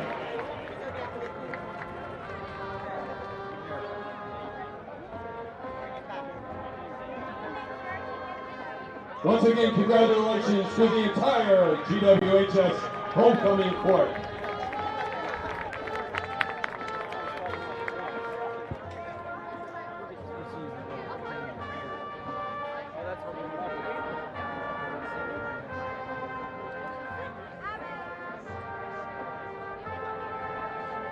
This concludes today's homecoming ceremony, brought to you by Farmer Klein and Campbell.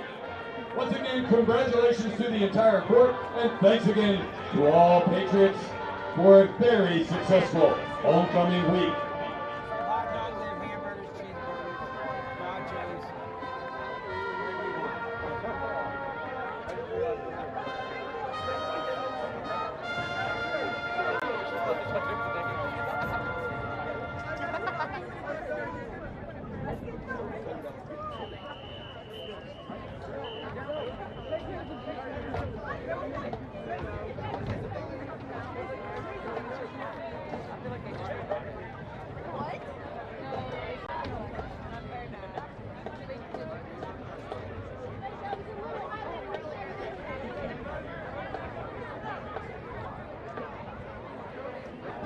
Hey, Jay. What's up? Have you heard Wash Away These Years by Creed? Yeah. Oh my gosh. That's really good. It's so emotional, but like, it kicks you. It's a good song. I like the vocals, just how they're not like super raspy.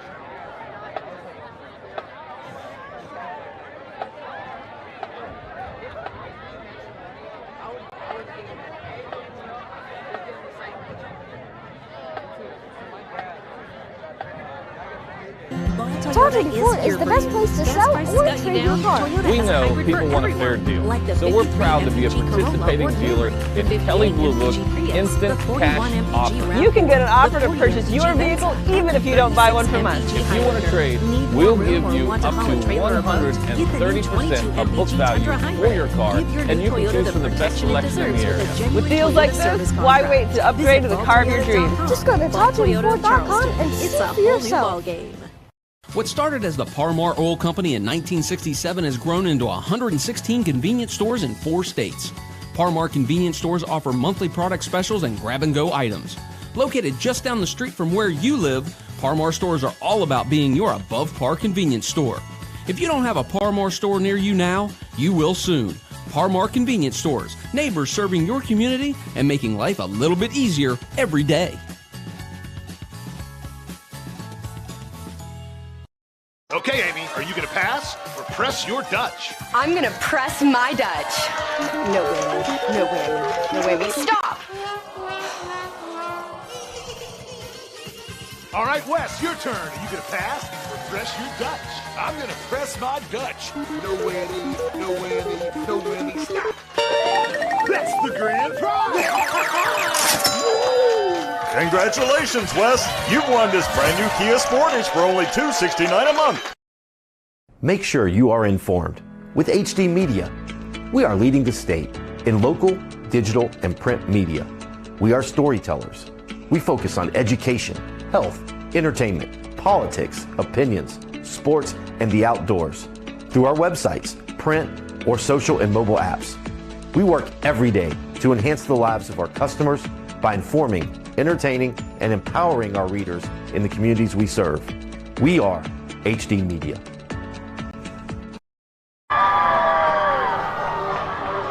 Back here on the hill at the half, Patriots with a 25-point lead, 28-3 over the Parkersburg Big Reds. Patriots wrapping up celebrating homecoming festivities here on the hill tonight.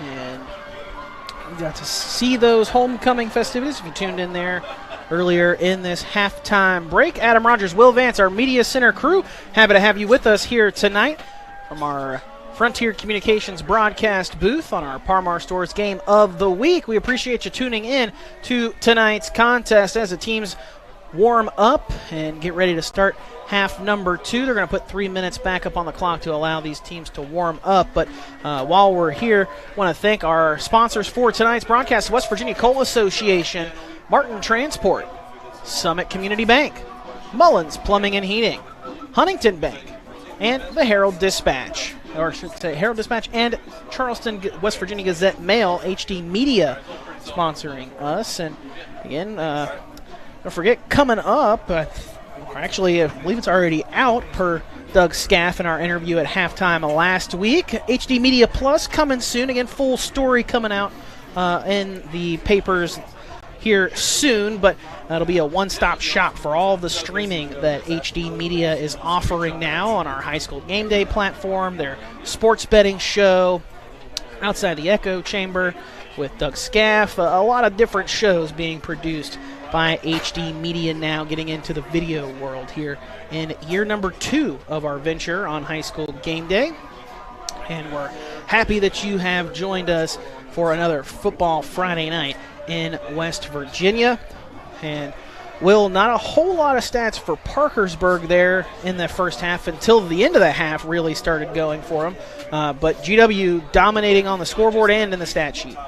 Yeah, I mean, most areas, like you said, GW is dominating things. Time of possession, well over 15 minutes in favor of the Patriots. Total yardage, 238 for the Patriots, 53 for the Big Reds. So, that's been the story. It's just the Parkersburg offense just cannot get going, and defense unable to stop the Patriots. GW not necessarily ripping off huge plays or super quick scoring drives, but come from moving the ball down the field, have not punted yet, just had the kneel down to end that final drive at the end of the half.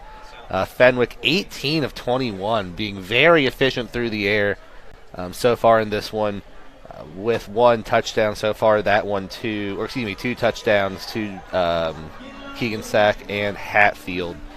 Sack already with 8 catches, 95 yards. Only 3 carries for 1 yard on the ground, though. Ground game hasn't necessarily been Sack's thing today. Hayden Hatfield, 4 catches, 51 yards, and a touchdown. And then Anthony Valentine, we talked about it throughout the game. It looked like the Patriots really wanted to make sure and get him involved in this game plan early on. 11 carries for 45 yards, and a touchdown, as well as 2 catches for 15 yards. Just into the 9 o'clock hour now here on the hill. Patriots and Big Reds duking it out in this MSAC battle. 26th all-time meeting between these two programs. Patriots with a relatively slim lead in the series all-time, 14-11, on their way to win number 15 in this series. And Will gave you the stats. Let's get you your scoring summary from that first half. Patriots jumped on it from the beginning, scoring on their first 3 possessions before the Big Reds finally got on the scoreboard. Keegan Sack got it started with a 19-yard touchdown catch with 8:28 to go. That followed up with a Valentine touchdown run from 1 yard out, make it 14-0 GW. Then Sack gets into the end zone for the second time in the first half. That coming from 7 yards out, a little more than a minute into quarter number 2. And then the Big Reds finally get that field goal on the board, coming from 40 yards out from Casey Stanley, his second longest field goal of the season so far. He is a perfect 3 of 3 from the field goal standpoint. The Patriots then put one more touchdown on the board in the first half. Hayden Hatfield catches it from 9 yards out with minute 5 left in the first half. And that is where we stand, getting ready to start half number 2. Patriots will kick things off in this second half to start it off after the Big Reds won the toss and deferred to the second half. And I apologize, was looking for some scores to give you here at the half, but having some issues getting my internet to work on my phone. Metro News website is down. I can't even pull my Twitter app out to update because I don't have good enough service apparently right now. Hard times up here on the hill tonight. My iPhone 13 Pro Max not cutting it apparently. I guess I got to go buy a 14 Max Pro or Ultra or whatever it's called now. They keep throwing all these fancy things on it. We're underway here in the second half, though, and it'll be Aiden Cook bringing it up. Cook with a nice return across the 35, still on his feet at the 40, finally brought down just shy of the 45. A great kickoff return to start the second half for the Big Reds, giving them fantastic field position at their own 44-yard line.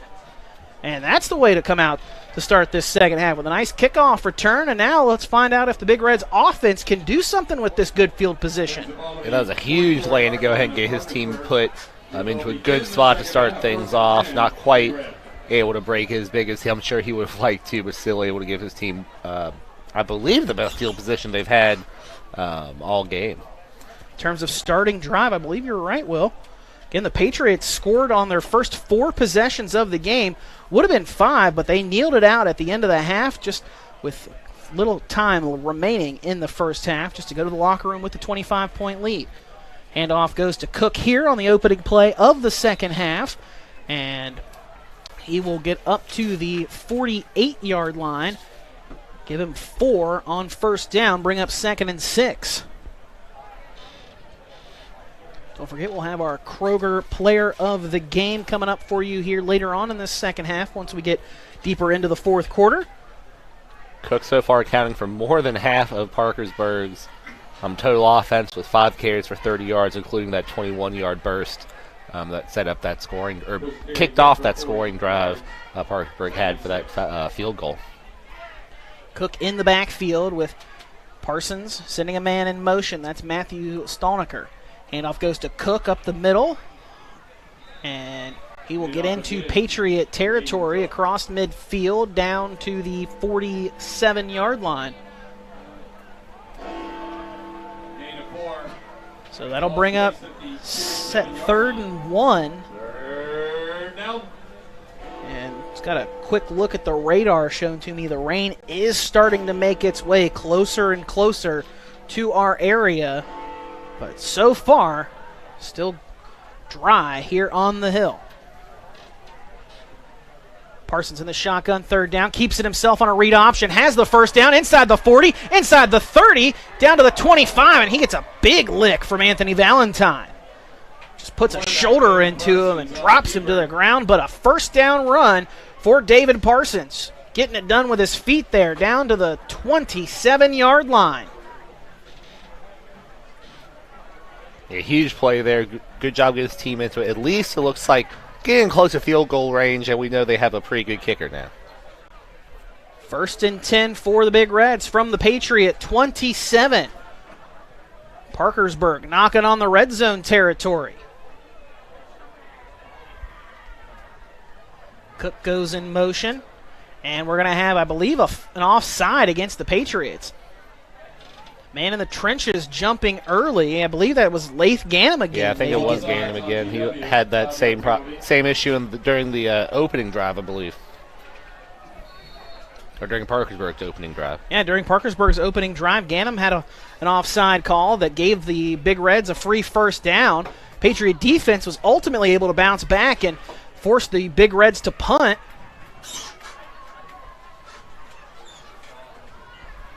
But now 1st and 5 for Parkersburg from the 22 of GW.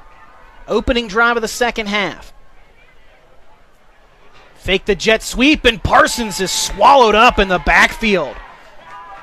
Peyton Coulter and Clay Matthews, the linebacking duo, flying in there and wrapping him up for a loss. Back to the 25. It's a 3-yard loss on that run.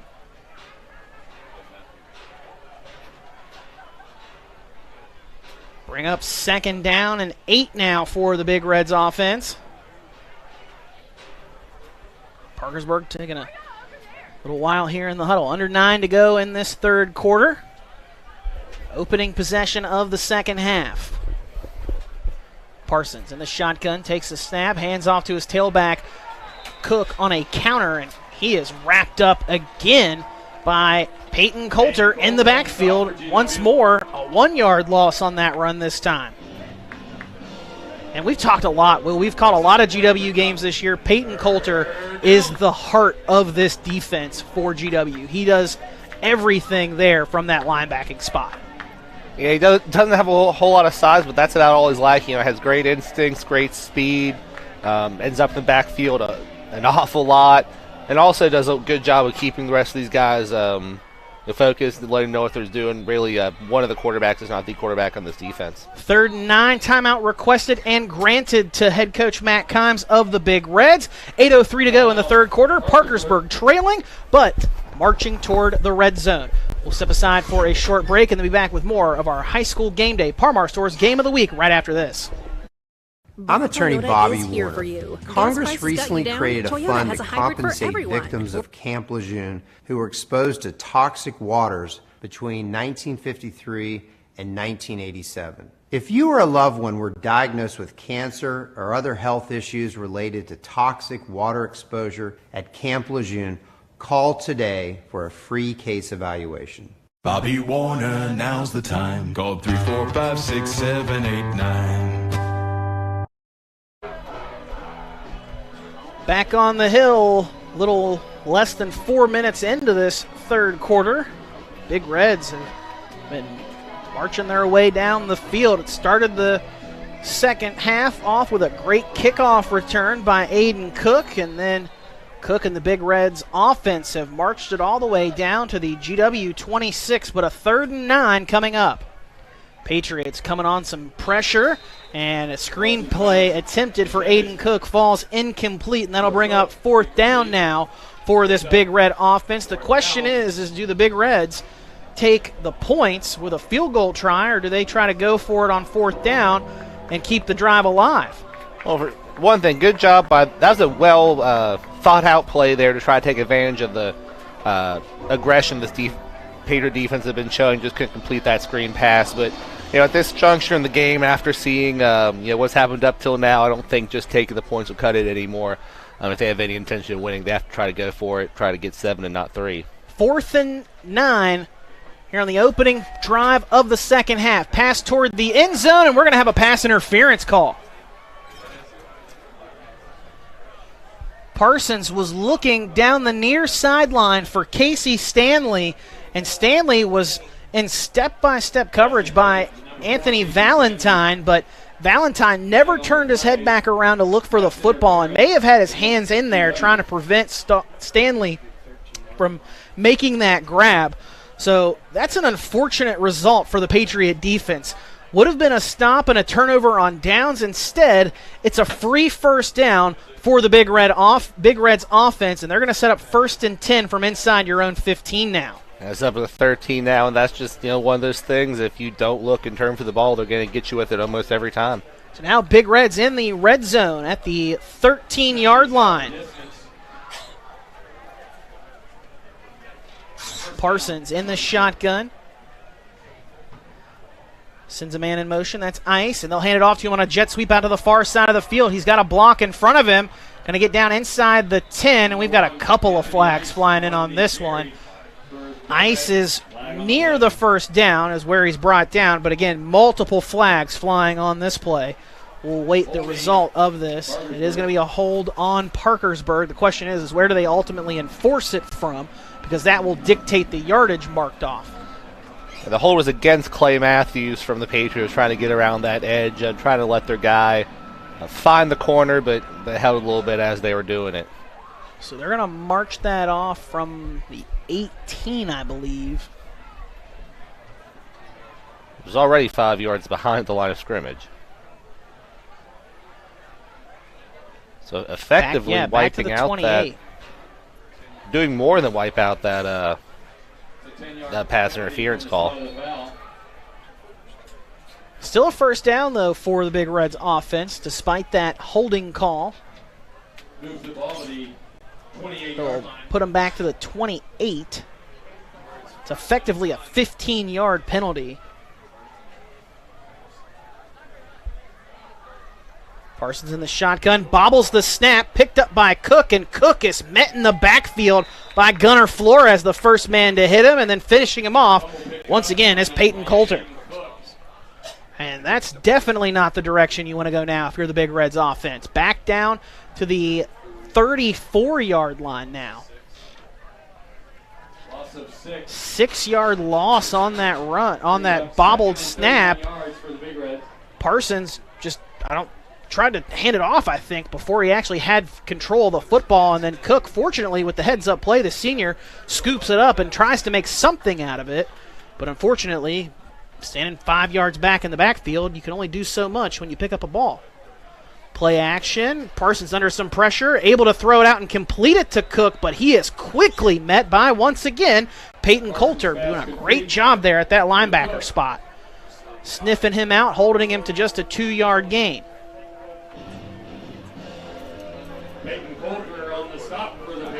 Yeah, Adam, it looked like that drive might finally be something positive for Parkersburg. They had the pass interference set them up well inside the red zone, but since then, still 2 downs to go.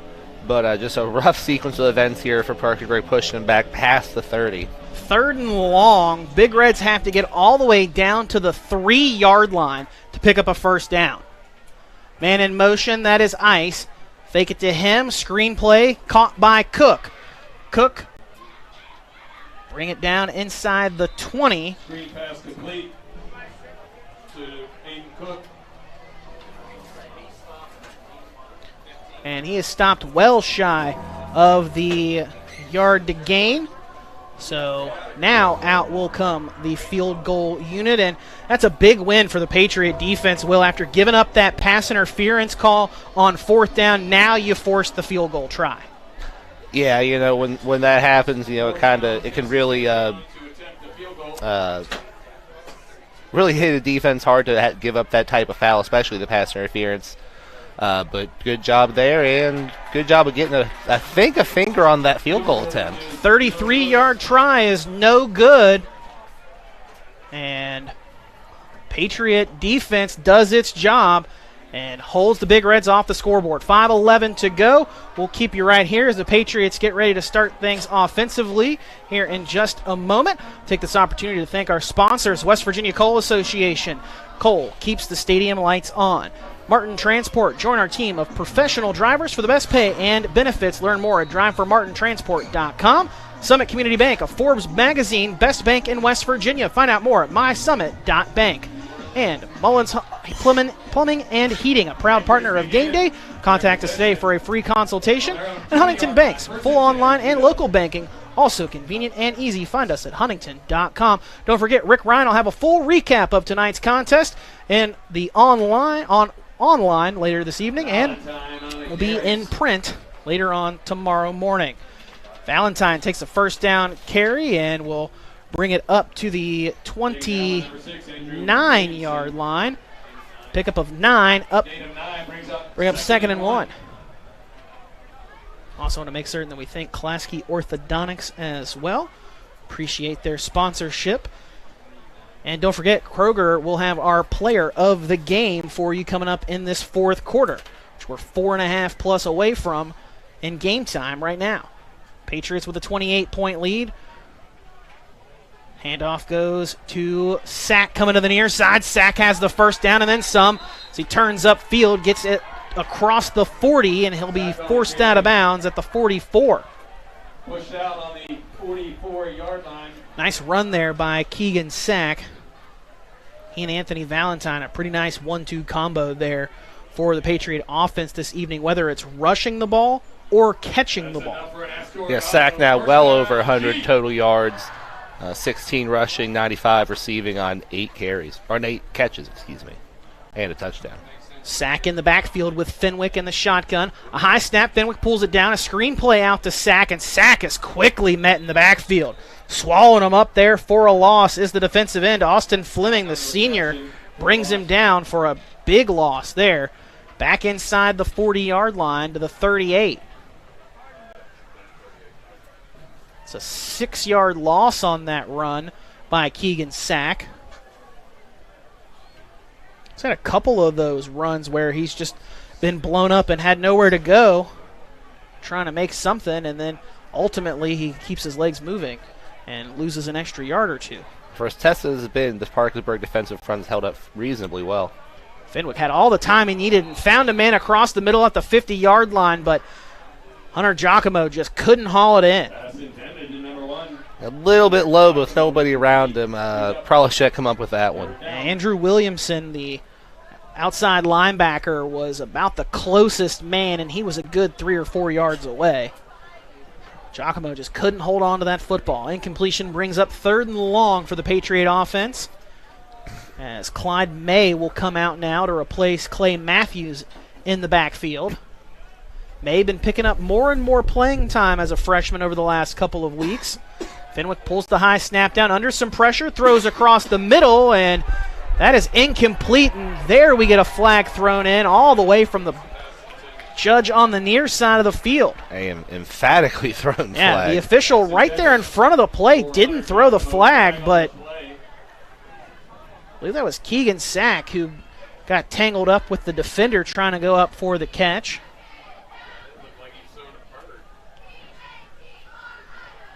That is going to be a pass interference on the Big Reds. And that's a really big penalty for both sides because GW right there was facing 3rd and long. Now with that penalty yardage, is facing 3rd and short. And has definitely shown the ability he can get a handful of yards here so far in this game. 3rd and 1 now for the Patriots after that 15-yard penalty. Turned 3rd and 16 to 3rd and 1. And now going to get the Big Reds to jump offside. The big man, Jake Bauman there, the senior, just couldn't hold his water on that hard snap count. So Patriots getting deeper into Big Red territory now thanks to 20 yards in penalties these last few moments. 1st and 10 for the Patriots from the Big Red 42-yard line on the far side of hash mark. With 3:32 to go in this 3rd quarter, GW with the football for the first time here in half number 2, leading by 25. Fenwick takes a snap, play action fake, pointing out some traffic, going to roll out to his left. The southpaw has some space in front of him, puts a stiff arm on one defender, still on his feet inside the 40, down inside the 35, where he finally runs out of bounds, and they will give him down to the 33. Be close to the first down.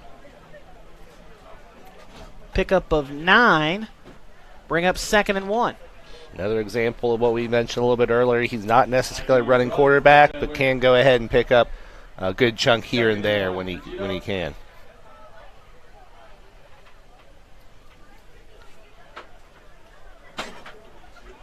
Double barrel backfield for the Patriots here. Handoff goes to Sack coming to the near side. He's got Matthews in front of him to block, and he is brought down from behind by Austin Fleming. And we do have a flag on the field over on the far side. Wait to see what the ruling on this is.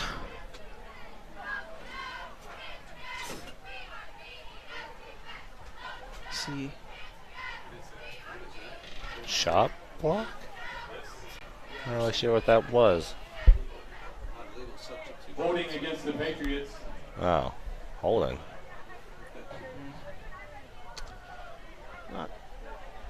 so sure that's what that was. No, I'm not really sure either. I believe that's a personal foul. Because this is a 15-yard penalty. Yeah, that's a personal foul. And it happened well away from the play. Everything, from the start went to the left, but it was over there on the far right side. Personal foul call. So second and long for the Patriots now. Back to the Big Red 47-yard line. Valentine goes in motion from far to near. Fenwick drops back to pass. Throw is, I believe it's caught by Hayden Hatfield. I think he got both of his arms underneath that to keep it from skipping off the turf, and yes, he did. That's a first down catch by Hayden Hatfield at the 30-yard line. 17-yard pickup there for the Patriot offense on second and long. That reception is an Astorgado first down, G. Now at 222 passing yards, being very efficient with it too. Only 4 incompletions out of 24, so that's what, 20 of 24? And no turnovers for him so far this evening. Correct. Had a little bit of a problem not throwing the ball away to the opposition. 8 picks and almost threw it away there. Right as I say it, man climbing the ladder there for the Big Reds defense was Matthew Stolniker. The junior almost pulled down the first interception from Abe Fenwick tonight, but it just goes out of his hands. Patriots had 2 players in the vicinity. It almost popcorned off of him into their hands, but they couldn't haul it in either. So then another Parkersburg player was in the back trying to make a play on it then, so almost comical how many guys ended up touching it or almost touching it just for that thing to mercifully for the Patriots follow the turf. Second and 10 from the Big Reds 30 now for the Patriot offense with 2:24 to go on a stopped clock in quarter number 3. Again, this is just the first possession of the second half for the Patriots. Fenwick under some pressure, throws across the middle. That's caught by Valentine inside the 25. And a trio of defenders bring him down. That was Andrew Williamson, Logan Hartshorn in on the stop. Third and short on the way for the Patriots. It'll be third and 3 to go after a 7-yard pickup. Ball spotted at the 23-yard line. 2 receivers to each side of the formation for GW. Handoff goes up the middle to Clay Matthews, and Matthews will rumble his way down inside the 20 for a Patriot first down. And that's just the first carry tonight for Clay Matthews. Been very involved in the defense for the Patriots tonight. Down to the 18, give him 5 on that carry. Same set for the Patriots. Hand off again to Matthews. Same play right up the middle. Matthews with a nice burst of speed. Comes up close to the first down. And he will be marked just shy of it, I believe. And Matthews, not necessarily fresh legs, like you said, very involved on defense, but still a new-look rusher here in the late stages of the game after getting a healthy dose of Valentine and with some Keegan Sachs sprinkled in as well through most of the game. Ball at the 8. Fenwick drops back to pass, throws, complete across the middle, wide open. Hunter Giacomo, touchdown, Patriots.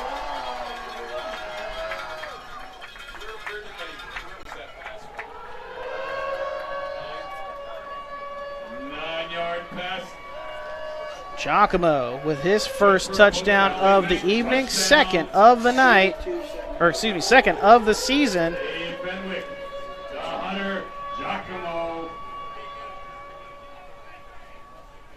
Price out for the extra point. Snap down, kick is up, and it is good. 35-3 Patriots on top. 42 seconds to go here in this third quarter where both teams have only had the football one time apiece. We come back for the third quarter here in just a few moments. The Patriots lead by 32 here on our Parmar Stores High School Game Day Game of the Week. Ball Toyota is here for you. Gas prices got you down? Toyota has a hybrid for everyone, like the 53 MPG Corolla or Camry, the 58 MPG Prius, the 41 MPG RAV4, the 40 MPG Venza, and the 36 MPG Highlander. Need more room or want to haul a trailer or boat? Get the new 22 MPG Tundra Hybrid. Give your new Toyota the protection it deserves with a genuine Toyota service contract. Visit balltoyota.com. Ball Toyota of Charleston. It's a whole new ball game. 42 seconds left here in quarter number 3. Again, both teams have only had the ball once apiece. It's been a long third quarter for both teams, only having it one time each. The Patriots, though, are the only ones to come up on the scoreboard here in the second half so far. 35-3 our score. GW with the lead here on homecoming night on the Hill. Adam Rogers, Will Vance, happy to have you and our Media Center crew with us this evening in our Frontier Communications broadcast booth. As Price gets ready to put boot the ball and kicks this one, fielded back at the 11 by Cook. Cook up across the 25, up across the 30. He's up across the 35. A nice return again there by Aiden Cook as he'll be brought down just shy of the 40. Now, Cook's been really impressive, especially here in the second half. He's responsible for some of the biggest plays Parkersburg's had on offense. He had that big 21-yard rush towards the beginning of the game, had a 17-yard pass on their most recent drive that ended in a field goal attempt, and right there on his second straight kick return where he's really made something happen and put his team in a decent field position to start things off. Yeah, Big Red started off the second half with the football at their own 41, I believe, right? 40. Yeah, and then now somewhere started right at their in own the same 40. Spot. So excellent returns there by Aiden Cook to start the second half. But again, the Big Reds have to do something with the good field position. First down grab there is pulled in by Austin Fleming. Fleming quickly into Patriot territory as he's brought down inside the 45. His helmet comes off there at the end of the play, and he's a little bit shaken up.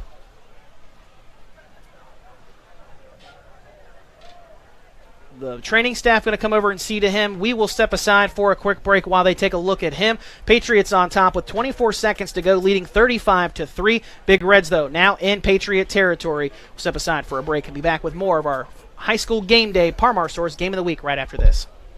Make sure you are informed with HD Media. We are leading the state in local, digital, and print media. We are storytellers. We focus on education, health, entertainment, politics, opinions, sports, and the outdoors through our websites, print, or social and mobile apps. We work every day to enhance the lives of our customers by informing, entertaining, and empowering our readers in the communities we serve. We are HD Media. What started as the Parmar Oil Company in 1967 has grown into 116 convenience stores in 4 states. Parmar convenience stores offer monthly product specials and grab-and-go items. Located just down the street from where you live, Parmar stores are all about being your above-par convenience store. If you don't have a Parmar store near you now, you will soon. Parmar convenience stores, neighbors serving your community and making life a little bit easier every day.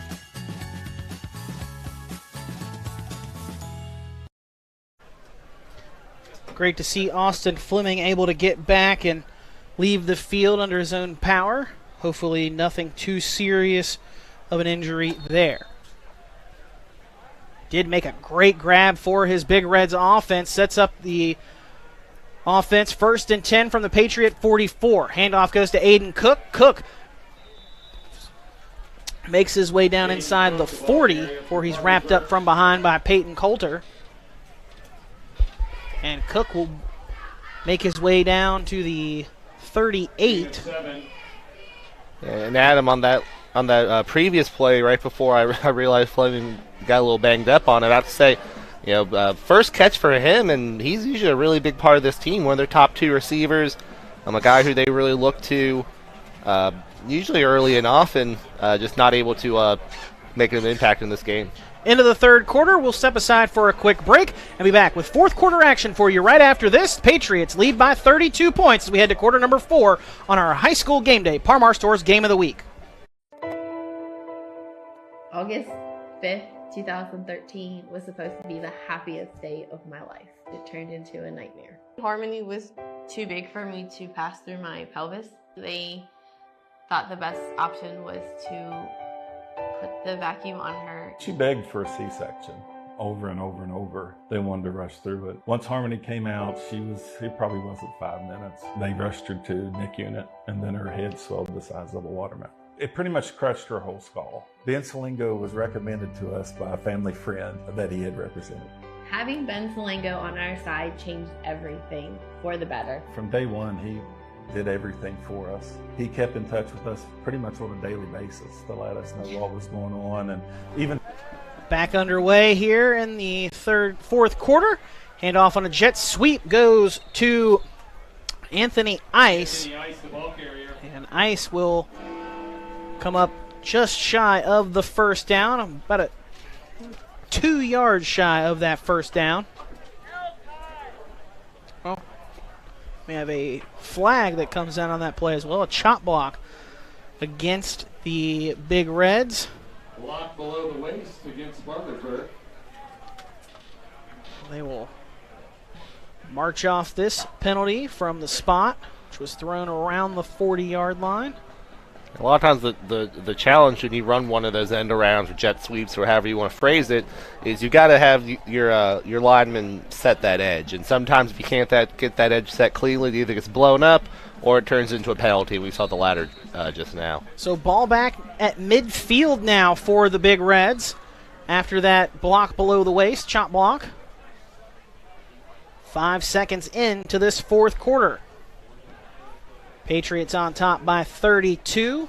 Penalty makes it second down on the 50. Second and 15 for the Big Reds. 15 and a half if you want to be precise with it. Parsons rolls to his left, throws left. That is caught by Ice. Ice turns downfield inside the 40 and finally forced out of bounds on the near side by Clay Matthews. Matthews as well as Ridge Flores helping make that stop for the Patriot defense, and he is stopped shy of the first down to gain, picked up 14 and a half of those 15 and a half yards. Parsons really struggled most of this game. He's completed his last 3 passes. So third and short on the way for the Big Reds. Be a very big statement down for the Patriots. Although Parkersburg likely going for fourth, but he can't get it here. Parsons keeps it himself on a designed quarterback run, and he's going to be stopped, I think, behind the line of scrimmage even, depending on where they spot it. It's looking like he might have lost about a foot there and a little bit of extra pushing after the play.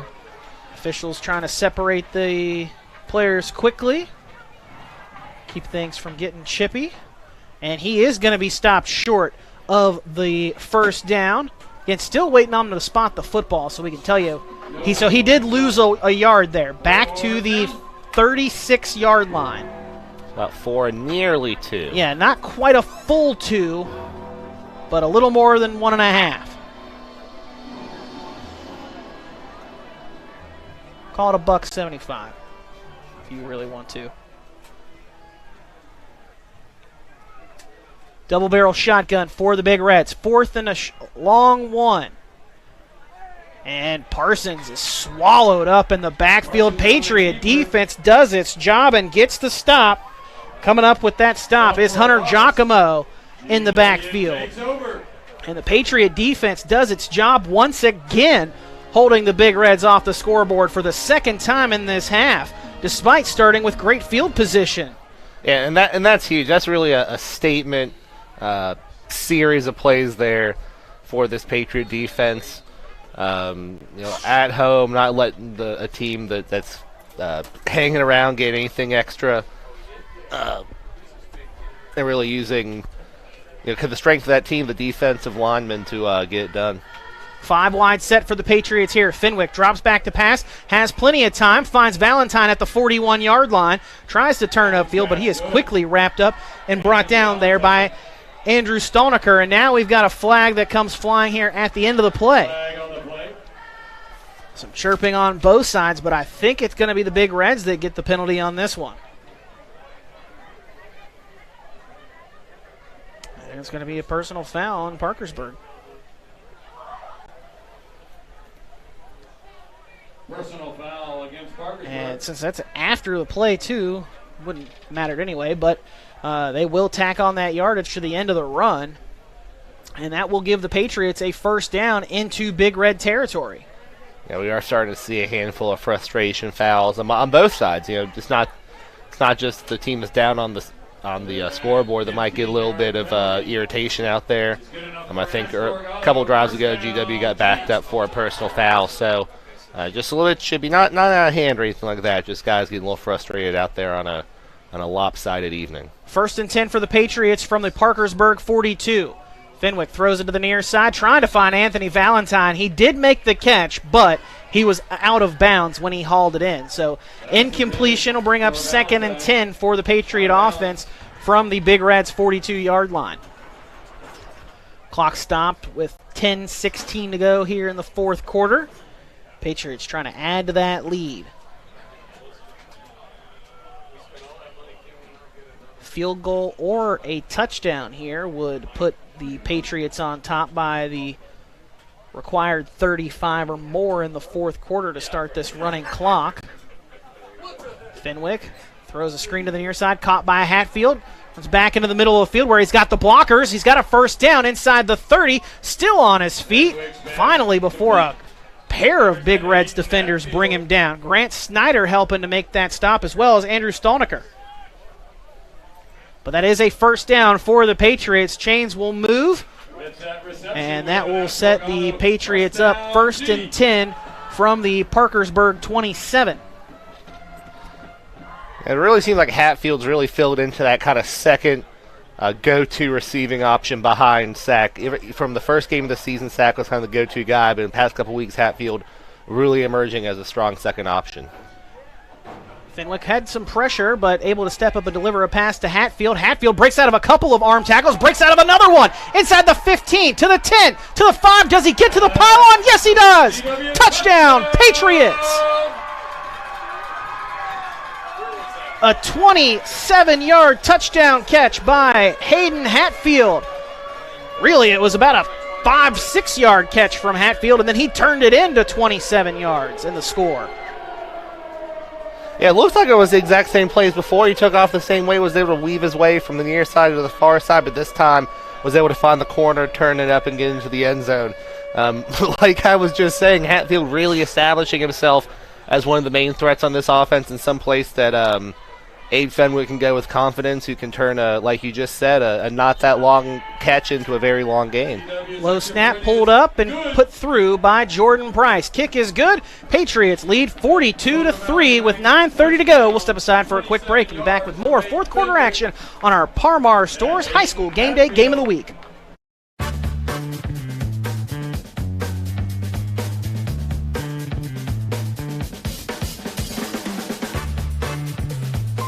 Call State Farm agent Matthew Rousey at 304-925-8000 today. Back here on the hill where it's a happy homecoming night for the Patriots, leading 42-3 over the Parkersburg Big Reds. Patriots looking for win number 4 on the season. Big Reds, a lot of work to do if they want to try to mount any sort of comeback. But at this point, you're just looking to have some sort of momentum to finish this game off with if you're Parkersburg before heading into the buses and making that trip back up north, and before Parkersburg gets ready to face South Charleston at home next week up at historic Stadium Field. And we were talking earlier this week, speaking of a George Washington homecoming against Parkersburg, and you both former GW players were involved in a much closer matchup about 15 years ago. Down was it really that long ago? Yes, it was. That was 14 years ago, not quite 15. Okay. 2008. All right. Oh, 2007. Excuse me, that was 15 years ago. Wow. 17-14. I can't do math right, folks. 17-14 GW win on homecoming. Parkersburg had been ranked number 1. Return for the Big Reds will be brought up near the 40-yard line again. And while Will and I were members of that Patriot team, we ultimately got to number 1 in Class AAA that season for the playoffs, but were bounced in the second round of that playoffs that year. Parkersburg went on to win their second championship in a row after winning 2006. That was the 11th state championship for this Big Reds program. Title town for Parkersburg. And head coach Matt Kimes was part of that coaching staff back in 2006-07 when they won those 2 state championships. He was an assistant coach then. And then after spending some time on the Parkersburg coaching staff, he then went to the other side and was coaching for a different set of Patriots, the Parkersburg South Patriots, before he ended up as the head coach over in Ohio at Warren Local. Had 3 seasons there, got the team their first playoff win. And then the job came open here in Parkersburg, where Mike Bias resigned. There was about a month gap or so in between the hiring of Matt Kimes after Bias resigned after his 5th season. Second down here for the Big Reds, loading it deep, trying to find the home run ball, and that is caught by Andrew Stolniker. Stolniker inside the 10 to the 5 to the pylon. Touchdown, Big Reds. Touchdown, Parkersburg.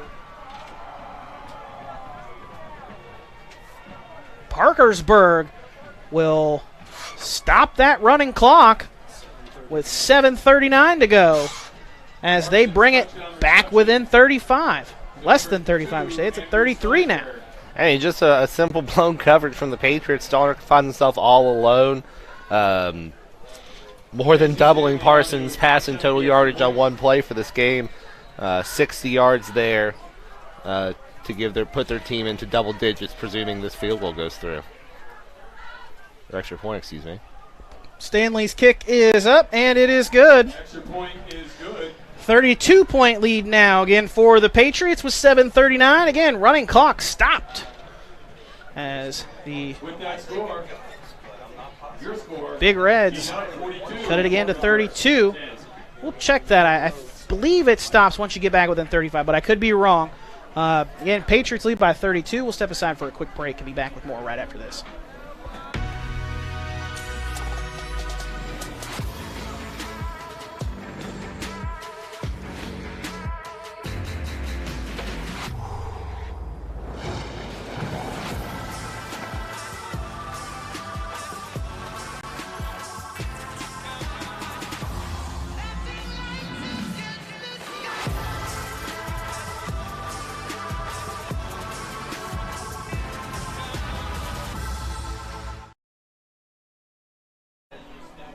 Okay, we got a quick check of the rules. The clock does continue to run here. Again, it stops, though, because of the score. 60-yard touchdown catch there by Andrew Stolniker. Big Reds get their first touchdown of the night. Make it a 32-point lead for the Patriots. But again, that clock will start running once the action gets back underway. It stops for injuries, timeouts, and scores.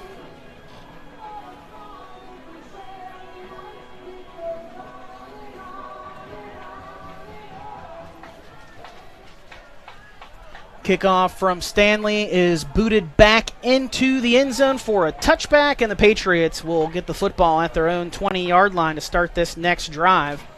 You mentioned Sariel a little bit earlier, just the variety of things he does for this Big Reds team, and really got a hell of a leg on him, too. I mean, you don't see too many guys consistently kick automatic touchbacks in high school, but it looks like he's got very accurate from that rate, or not very comfortable kicking that far. And not just see guys kick it out of the back of the end zone for kickoffs, who normally you see that a lot from a guy that's a dedicated kicker. But Casey Stanley literally, again, does everything for this Big Reds football team. He's the place kicker. He's the punter. He's one of their top wide receivers, one of their best defensive players as well. He is a multi-tool athlete for Parkersburg. Nice catch over on the far side made by the Patriots. First down grab there by Hunter Giacomo. Giacomo will get up to the 35-yard line. It's a 15-yard catch there as he got sandwiched in between a couple of defenders to bring him down. But a nice 15-yard grab there by Giacomo. Again, as we mentioned, Giacomo getting a lot more involved in the passing game here in the last couple of weeks. Had just 3 catches for 34 yards and a touchdown coming into last week's game against South Charleston. He had 5 for 58 there, and Willie's already got himself a nice bundle of grabs here in this game as well. Fenwick throws out into the flat to Valentine. Valentine wrapped up pretty quickly, but still on his feet before Matthew Stallnacher finally brings him down. Gains maybe a yard there. Yeah, they're going to give him a yard up to the 36-yard line.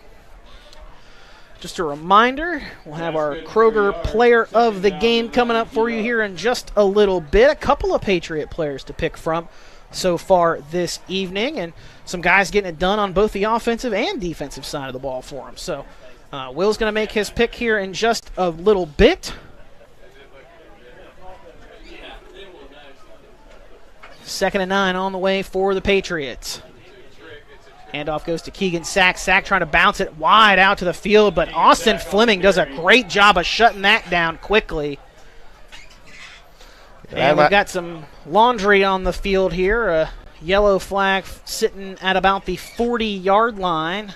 And I believe this is for some extracurriculars. Yeah, like we said, get still some upset feelings out there, essentially. Now it's against the Patriots on this one. And I'm going to say I do like the we did not catch the name of this official. I like his no-nonsense signals back to the box. Does not have extra time here. Just get it in and move on. Yeah, they're going to mark that off and march it back to the... And Adam, as we're here under 6 minutes, I think we can finally go ahead and say it. We expected this to be a really wet game.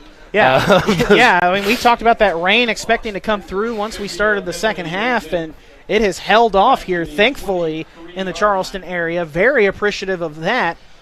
Looking at the 13 News app here is getting close to about Marmetz where that rain is. It tries to move up. Fenwick is smothered in the backfield. Big Reds get back to him in a hurry, and bringing him down is Andrew Williamson all the way back inside the 10-yard line. And the Patriots are going to have to punt this one away on 4th and extremely long. Goodness. 4th and 35. I mean, that's not the longest I've ever seen, but that is a doozy of a conversion distance. Wow. This is a trip to Southridge for the Patriots coming up. Said earlier, had a trip to John Adams Middle School, but this is a trip to Southridge on the way for GW. 5:21 to go. Timeout taken here in this fourth quarter. Patriots lead 42-10. Want to thank our sponsors for our broadcast this evening. Again, the West Virginia Coal Association. Still, coal keeps the stadium lights on. Martin Transport. Join our team of professional drivers for the best pay and benefits. Learn more at driveformartintransport.com. Summit Community Bank, a Forbes magazine best in West Virginia bank. Find out more at mysummit.bank. Mullins Plumbing and Heating, a proud partner of Game Day. Contact us today for a free consultation. HD Media. You can read all about tonight's contest in the West Virginia Gazette Mail or the Herald Dispatch. You can catch it in tomorrow's paper, and you can also read it online later this evening. Rick Ryan will have a full recap with interviews and statistics from tonight's contest.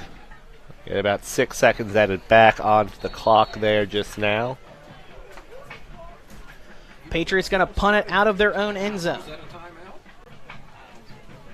Just got the punt off. It's going to be a short punt that will bounce and take a Patriot roll and stop at the Patriot 44.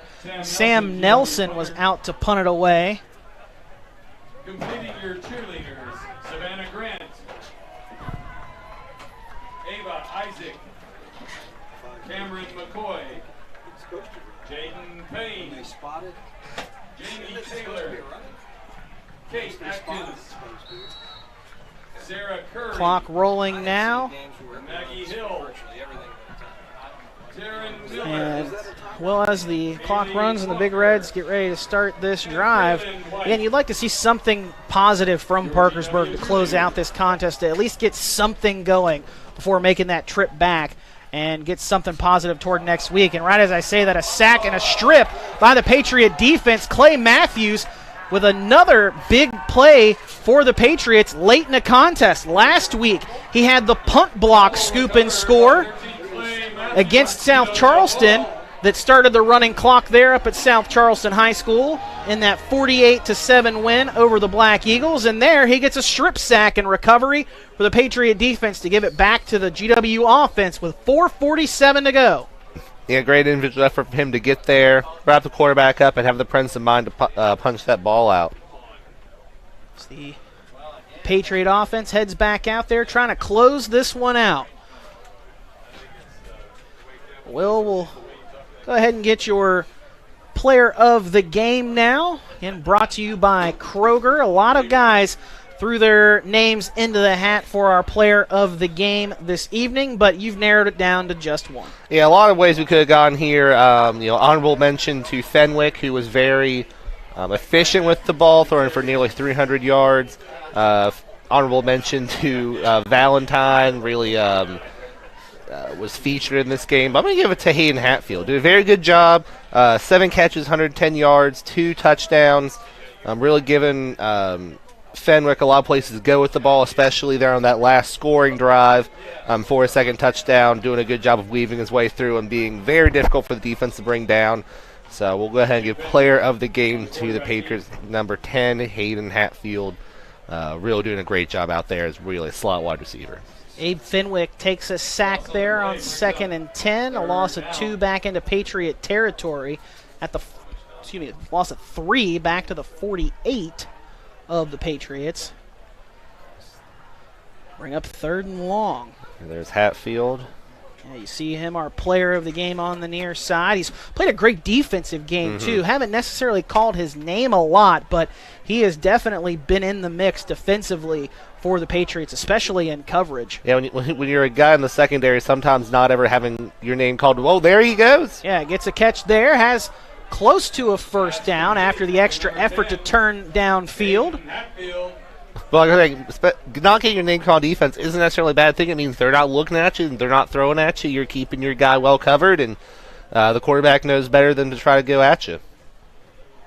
That is a first down grab for Hayden Hatfield, as Patriots will get back into Big Red's territory at the Parkersburg 37. Double barrel shotgun for Fenwick. Play action fake to Valentine. Fenwick unloads and gets unloaded on. And oh my goodness, Hayden Hatfield had himself 6. Just took his eyes off the football, hit him in the hands. And if he would have caught that, he'd have had about 3 steps to go into the end zone untouched. Yeah, that's a tough one there. Maybe just a little bit outside where he expected it because of the pressure on his quarterback, but definitely one he thinks he should have had. So thankfully shouldn't impact the outcome of this one, but could have had one more on what's been a great day for him. Don't know if it's a career day, but it's certainly a good day for him. Rick Ryan getting ready to head down to the field here in just a moment to get some on-field interviews after this game tonight. Again, you can read all about it in the West Virginia Gazette Mail later on this evening online at thegazettemail.com or at the print edition tomorrow. We had a late hit out of bounds. It's looking like personal foul against the Big Reds. That'll put GW deeper into Parkersburg territory. Got into the red zone there on the end of that play, and now going to be close down toward the goal line. As they will spot it at the, I believe that's the 9. And between the running clock and the current score, Patriots not necessarily in a huge hurry to score, but they're not going to not score just because the time's running low. Well, I think they are going to line up in the victory formation. I stand corrected. Yeah, it looks like they're getting ready to kneel this one out. And yeah, it should just take one knee to do it, as there's about a 16-second differential between play clock and game clock. Fenwick under center will take the knee, and that will be the final play here on this homecoming night on the Hill. Patriots defend the home turf and pick up victory number 4 on the season with a 42-10 win over the Parkersburg Big Reds. Wow, this was GW jumped out quickly and really never looked back. Patriots scored on their opening 4 possessions of the game and then scored on possession number 6 after possession 5 was just a kneel out to end the clock in the first half. GW only had the ball 1 time in the third quarter, gets it a couple of times here in the fourth, scores another touchdown to make that 42-3, and then kneels out the clock again to end this one. In final score, 42-10, Patriots over top of the Big Reds. Up next for GW, Patriots will have an open week. Finally, GW getting a bye week in Week 7 coming up next week. For the Patriots, close out the season with 3 of the final 4 games on the road for GW. The next time the Patriots are up here on the Hill comes at the end of October. October 28th is when the Patriots will be back on the Hill, and it'll be a big rivalry contest between the Capital Cougars and the Patriots. Again, that here on the Hill, that'll be our next GW broadcast here, as we will be here for that rivalry game on October 28th. After the open week, though, next week for the Patriots, GW will hit the road and head to St. Albans to take on the Red Dragons on October 14th.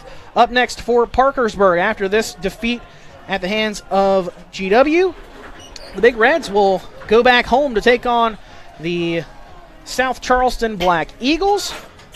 And then 2 games on the road for Parkersburg against Huntington and Capital before finishing out the season at home with Spring Valley and Musselman. I want to thank a lot of people for tonight's broadcast. First and foremost, you, the viewer, the listener, appreciate you tuning in to our contest this evening, our high school game day Parmar Stores Game of the Week. We also want to thank all of our sponsors like Parmar Stores who made this possible. Our Frontier Communications for providing our broadcast location for us this evening here at George Washington High School. Our Media Center crew doing a fantastic job as always. Ethan Young and Haley Hunter doing a fantastic job for us this evening, and also Dan Shreve kind of helping oversee a little bit of things there for us in the breaks. Also want to thank the West Virginia Coal Association, Martin Transport, Summit Community Bank, Mullins Plumbing and Heating, HD Media, and Huntington Bank, as well as Klasky Orthodontics. Will, final thoughts from this one where the Patriots improved to 4-2 on the season. The Big Reds fall to just under 500 at 2-3. I mean, coming into this one, we just talked about how, reaching this point in the season with these teams both ranked, towards the bottom of the playoff rankings. It's really coming time to kind of show what type of team you are, really establish what's going to happen throughout the season for you. The Patriots, they kind of did. They showed that their defense is tough, that their offense can move the ball efficiently on the ground and through the air, and that they're going to do their best to get into that top half of the top 16, I guess top 8 to get that home playoff game. And then for Parkersburg, just another game where they come out just trying to find a spark for their offense and trying to find a way to push forward and get some more out of this offense, which really just couldn't get going today.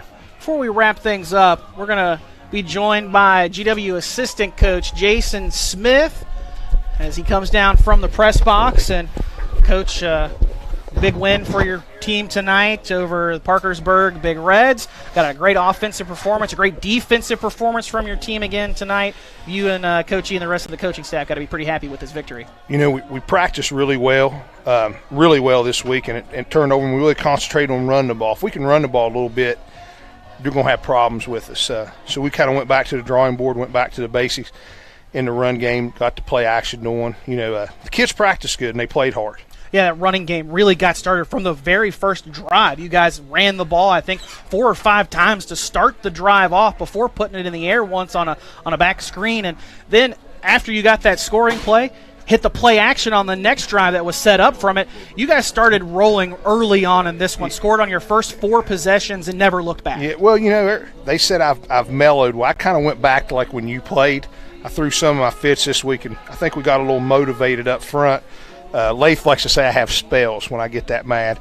And we executed, and our receivers caught the ball, and you know, we played hard and did what we were supposed to do, you know, and we got an off week. We got to get healthy. We got to start working on St. Albans because it doesn't get any easier with our schedule. We weren't done any favors with the schedule, that's for sure. 2 big wins for your team the last 2 weeks after 2 really tough losses, but got to feel good to have these 2 wins going into that bye week, like you mentioned, with a chance to get some guys healthy before those final 4 games of the season. You make that playoff push. Well, you know, you played for us. We never talk about going undefeated, winning a championship. We talk about getting better every week, and we talk about getting in the tournament, make the playoffs. If you get better every week and make the playoffs and then make a run, get to that second season and make a run. You know, coaches always said that.